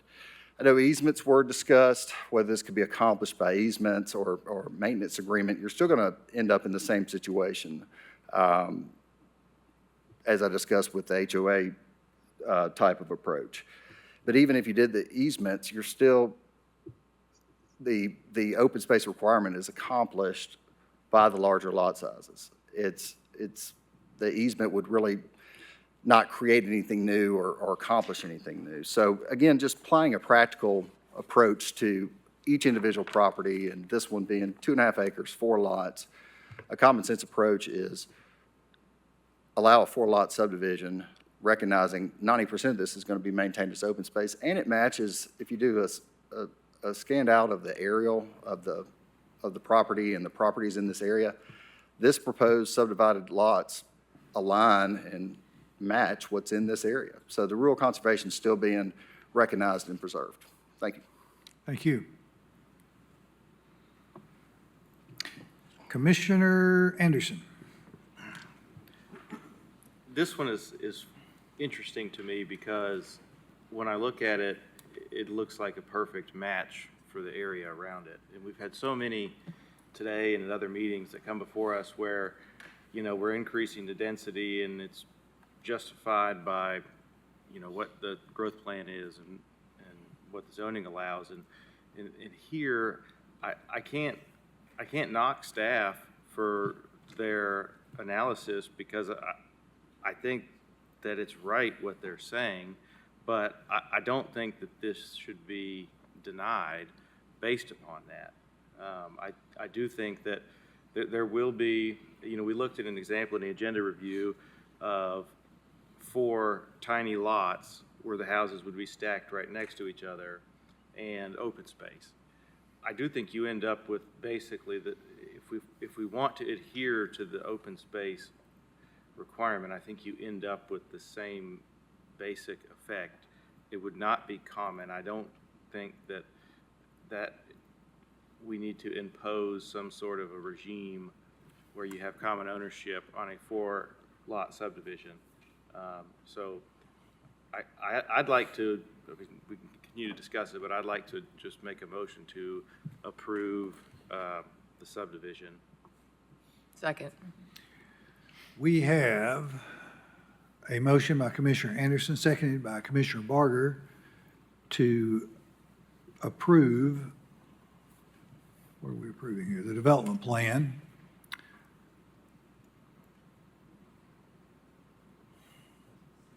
All right, let's go to Commissioner Overton. What's that? Oh, well, yeah, we had a second by Commissioner Barger. Oh, thanks. I didn't know if we were doing the second. I would be in support of this, and I did like a lot of, I'm trying to know everyone reads, but I think I came to an interpretation that you don't have to adopt my interpretation, but I think it might be helpful the way I was thinking about it.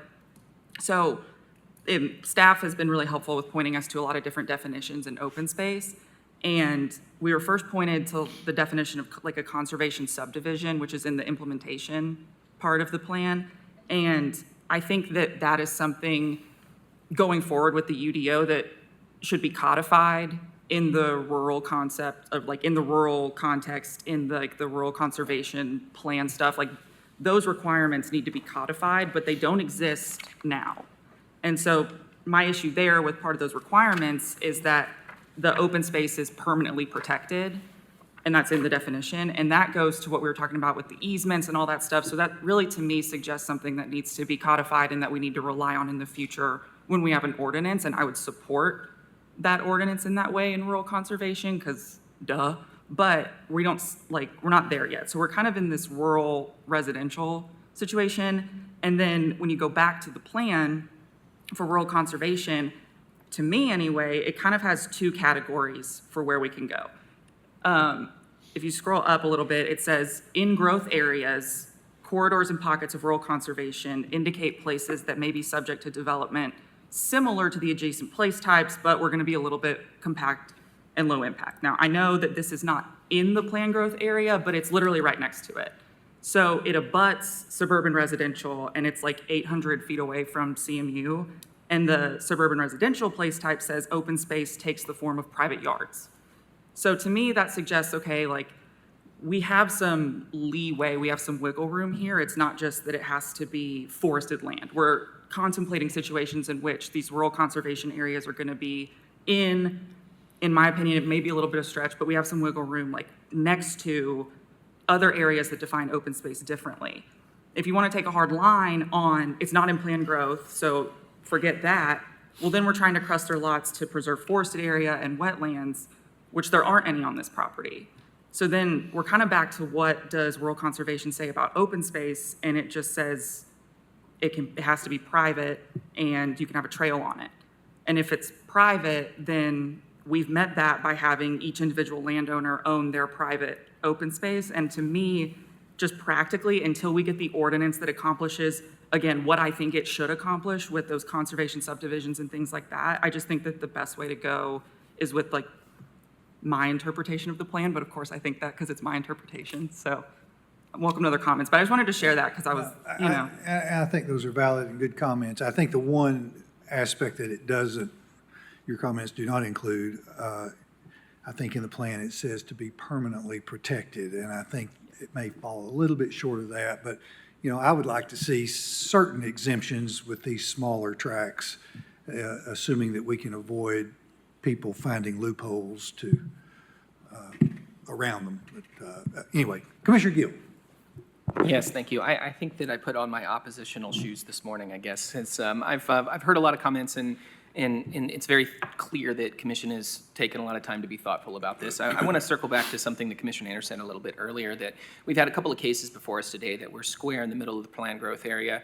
They were square in the middle of SR place type or single-family residential, and we heard a lot of opposition who claim that we are, through our actions, approving plans that are erasing our agricultural land, and there's not going to be anything left in our plan, except that in our land use plan, we have an entire designation called rural, where the rules flip, where we are supposed to be hard-nosed about maintaining the existing land use. We're supposed to be preserving that area through that same process that I cited earlier that said, hey, this is a planned growth area. It was a public process. We came up with this. This is where growth is supposed to. I'm sorry it's near your farm, but this is where we want developers to put houses. The flip side of that is also true. This is not in a planned growth area. It is in a rural area. And we have a couple of place types that are in that designation, one of which is rural conservation, but the other of which is rural living.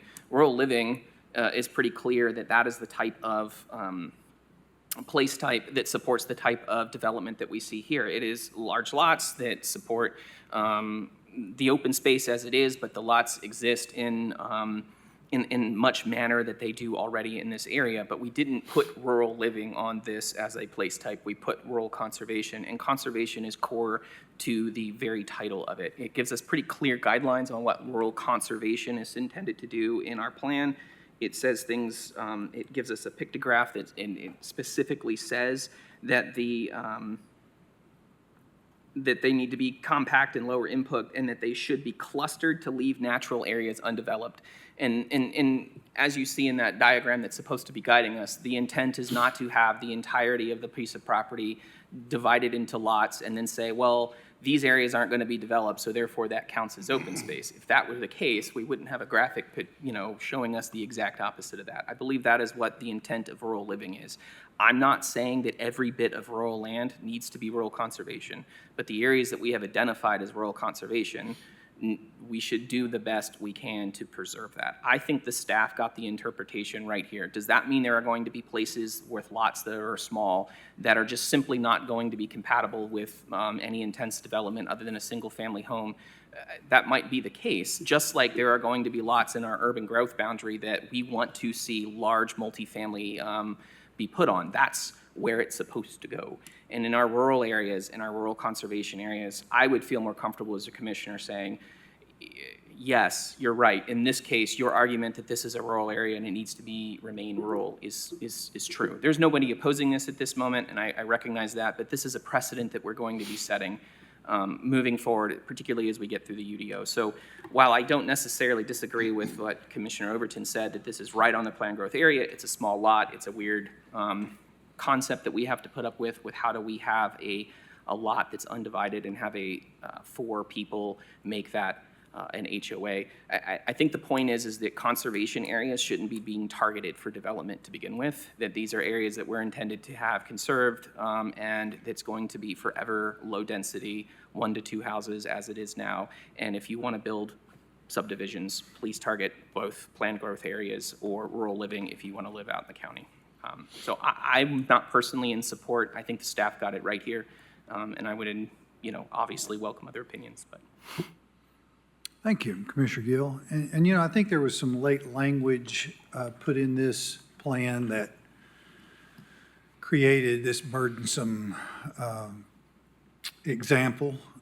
And I'm not sure that they contemplated all the potential pitfalls of that late language in there. And I think what we're seeing from some of our colleagues is maybe this thing needs to be readdressed and maybe through some exemptions or a different language.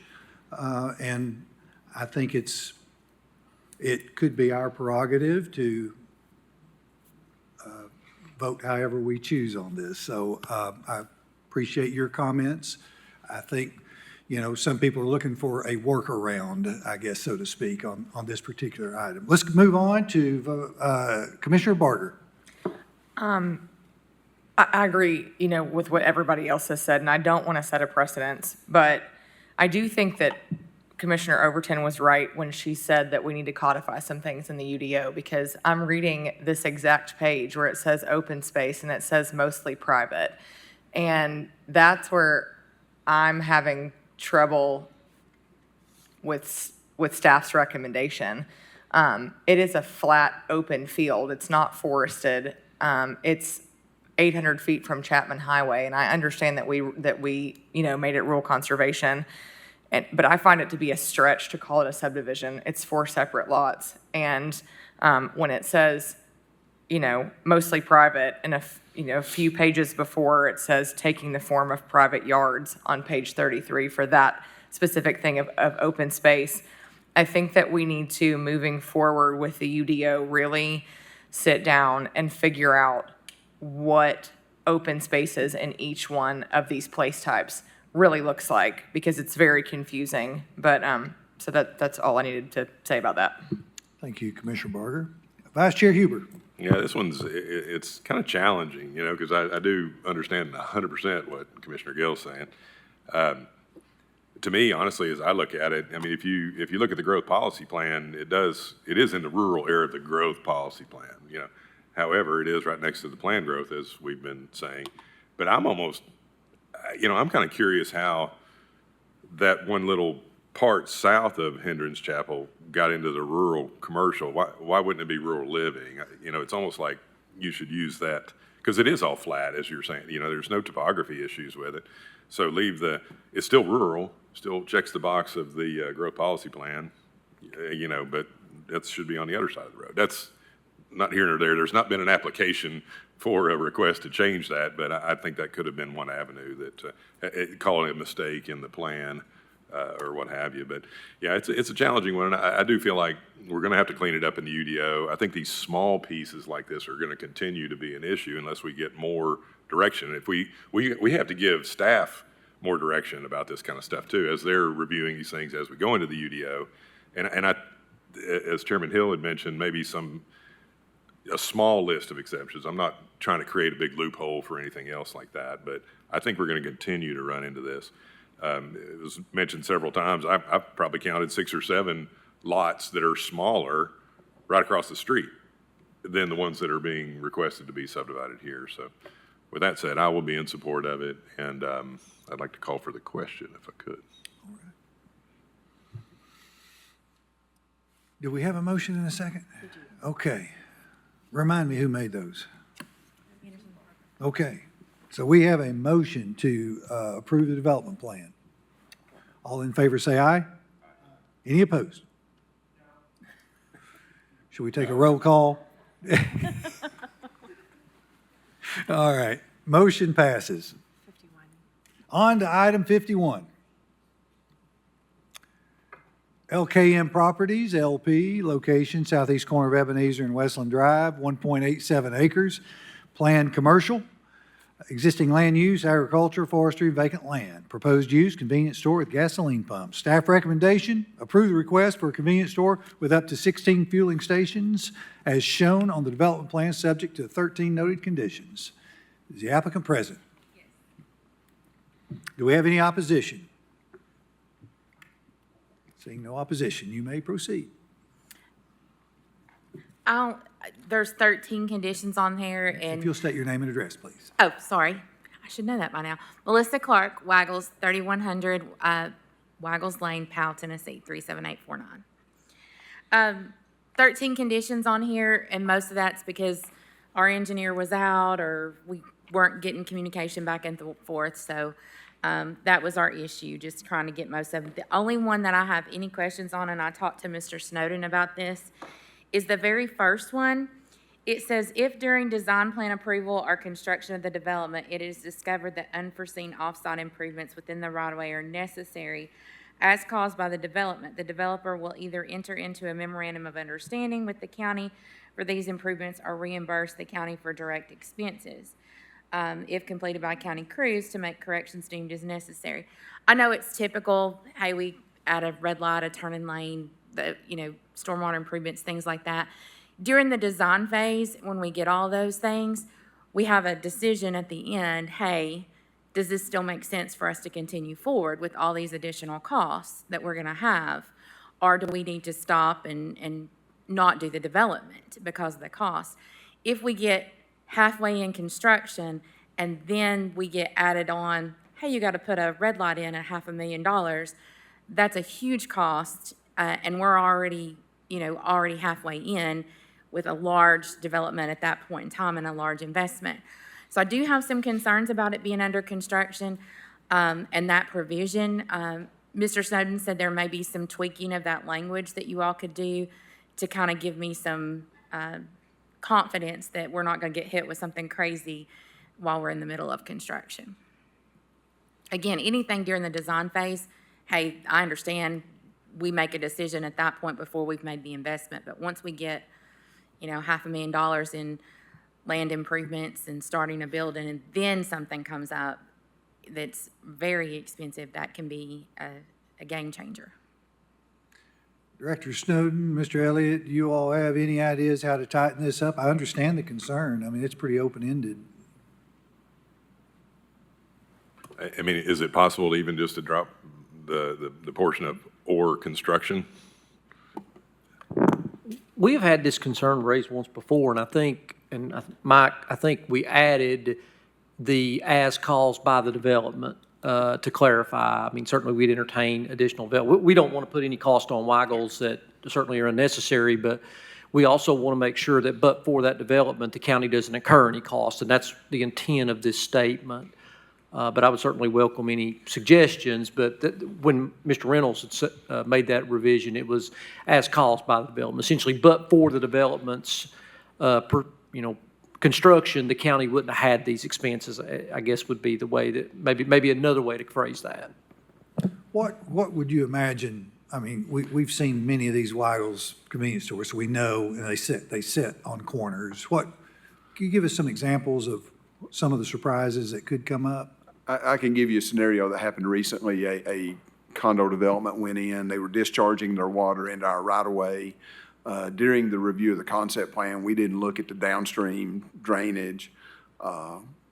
During grading of the site, we realized the pipe downstream needed to be upsized. We incurred that cost because we didn't catch it at the concept stage. So we added this statement, so if that happens again, we can have the developer partner with us and pay for the downstream infrastructure that may need to be improved. Maybe I'm missing something here, but wouldn't that be mandated in the permitting phase of things where it would, if they caused it, or you could impose it on them? That's when we caught it, was during the permitting stage of it. Yeah, but you could say that's on you, couldn't you? I mean. Yes, we could. Yeah, I think we could. You, Jim? Well, I think we tried. And that's why it's in here now? Yeah. And the argument was, you should have told us that at the concept stage, so. Really? And I understand Mr. Snowden's concern, and we've worked before, and I have no doubt that he's not going to, try to hand me a $500,000 expense in the middle of construction, but we also got to protect ourselves, and so we'd just like to see if we could get that language changed a little bit to offer us a little more protection. Again, if you all had came to us and said, hey, you caused a downstream thing and it's going to affect your property, the first thing we would have considered, well, that next door property owner could potentially sue us, so we're going to take care of this immediately.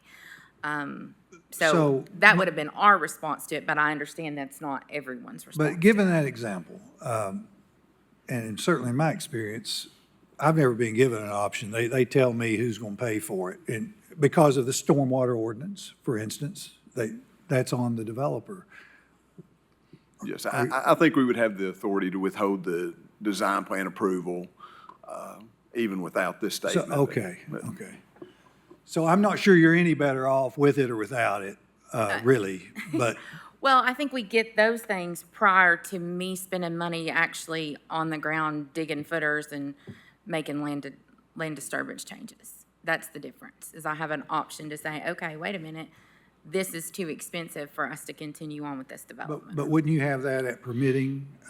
Because they won't issue a permit, they may mandate that you incur this cost prior to permitting, and then you can make that decision. Well, the way I'm reading that, if it's under the construction and development, I've already got the permit. And I'm out there constructing, and now you've decided it. Yeah, It says I see or what you're saying, construction. yeah. I'm not trying to be difficult. I know Mr. Snowden wouldn't hand us something like that, but I'm just trying to Yeah, protect no, those are. our company. You each have valid points here. Commissioner Anderson's going to give us some solutions. I don't know that that's true, but I think that I've read that requirement several times and have thought the same thing that we're hearing, but I also understand, engineering's concern because you don't necessarily, I mean, nobody's perfect, and if it is caused by the developer, I kind of get that they should have to pay for it. But I'm wondering if there's a way to modify this to make it so that, and again, I hate to do this because it opens a can of worms, but if something's foreseeable or should have been foreseeable by the engineer for the developer, it ought to be on them, I think even if engineering missed it. And I wonder, in the case that you had, is that something, the example we had, should the developer's engineer have thought about that? And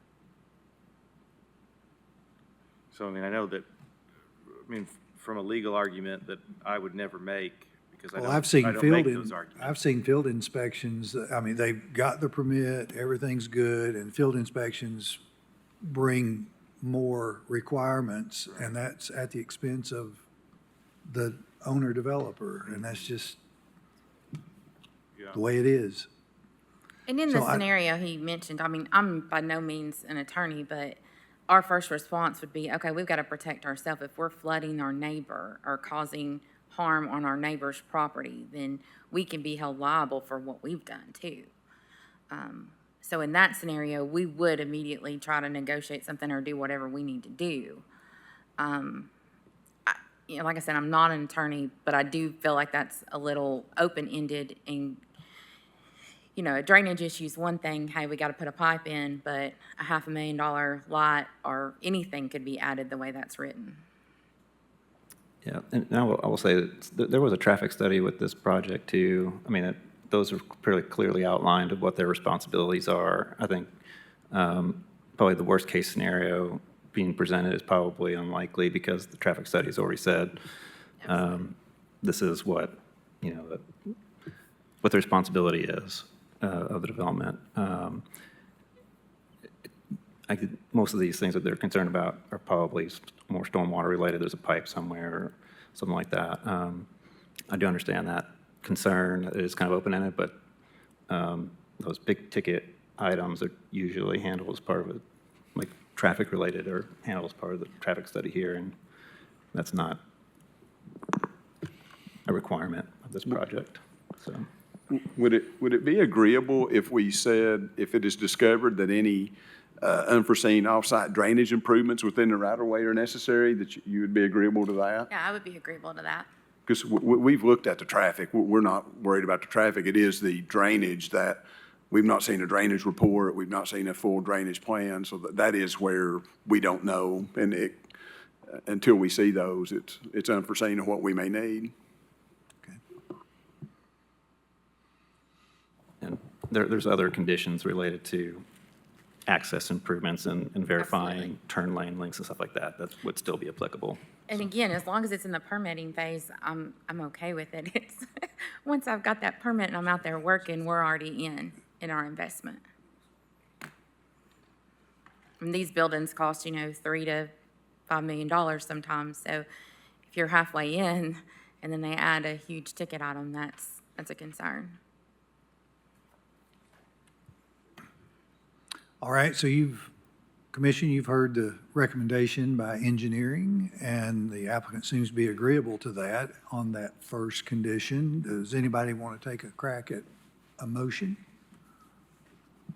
I'd like to take a crack at a motion. Okay, go right ahead, Commissioner Levinson. I move we approve the request for convenience store up to 16 fuel stations, point of sale, as shown on development plans, subject to the 13 conditions, of which number 1 has been altered or amended as per our conversation. Okay. And that conversation being it will be confined to stormwater regulations or stormwater improvements in the right-of-way. Correct, yes. Okay. Have we got that? Stormwater, that would still be the responsibility of the developer owner for any stormwater improvements necessary in the right-of-way caused by the developer owner.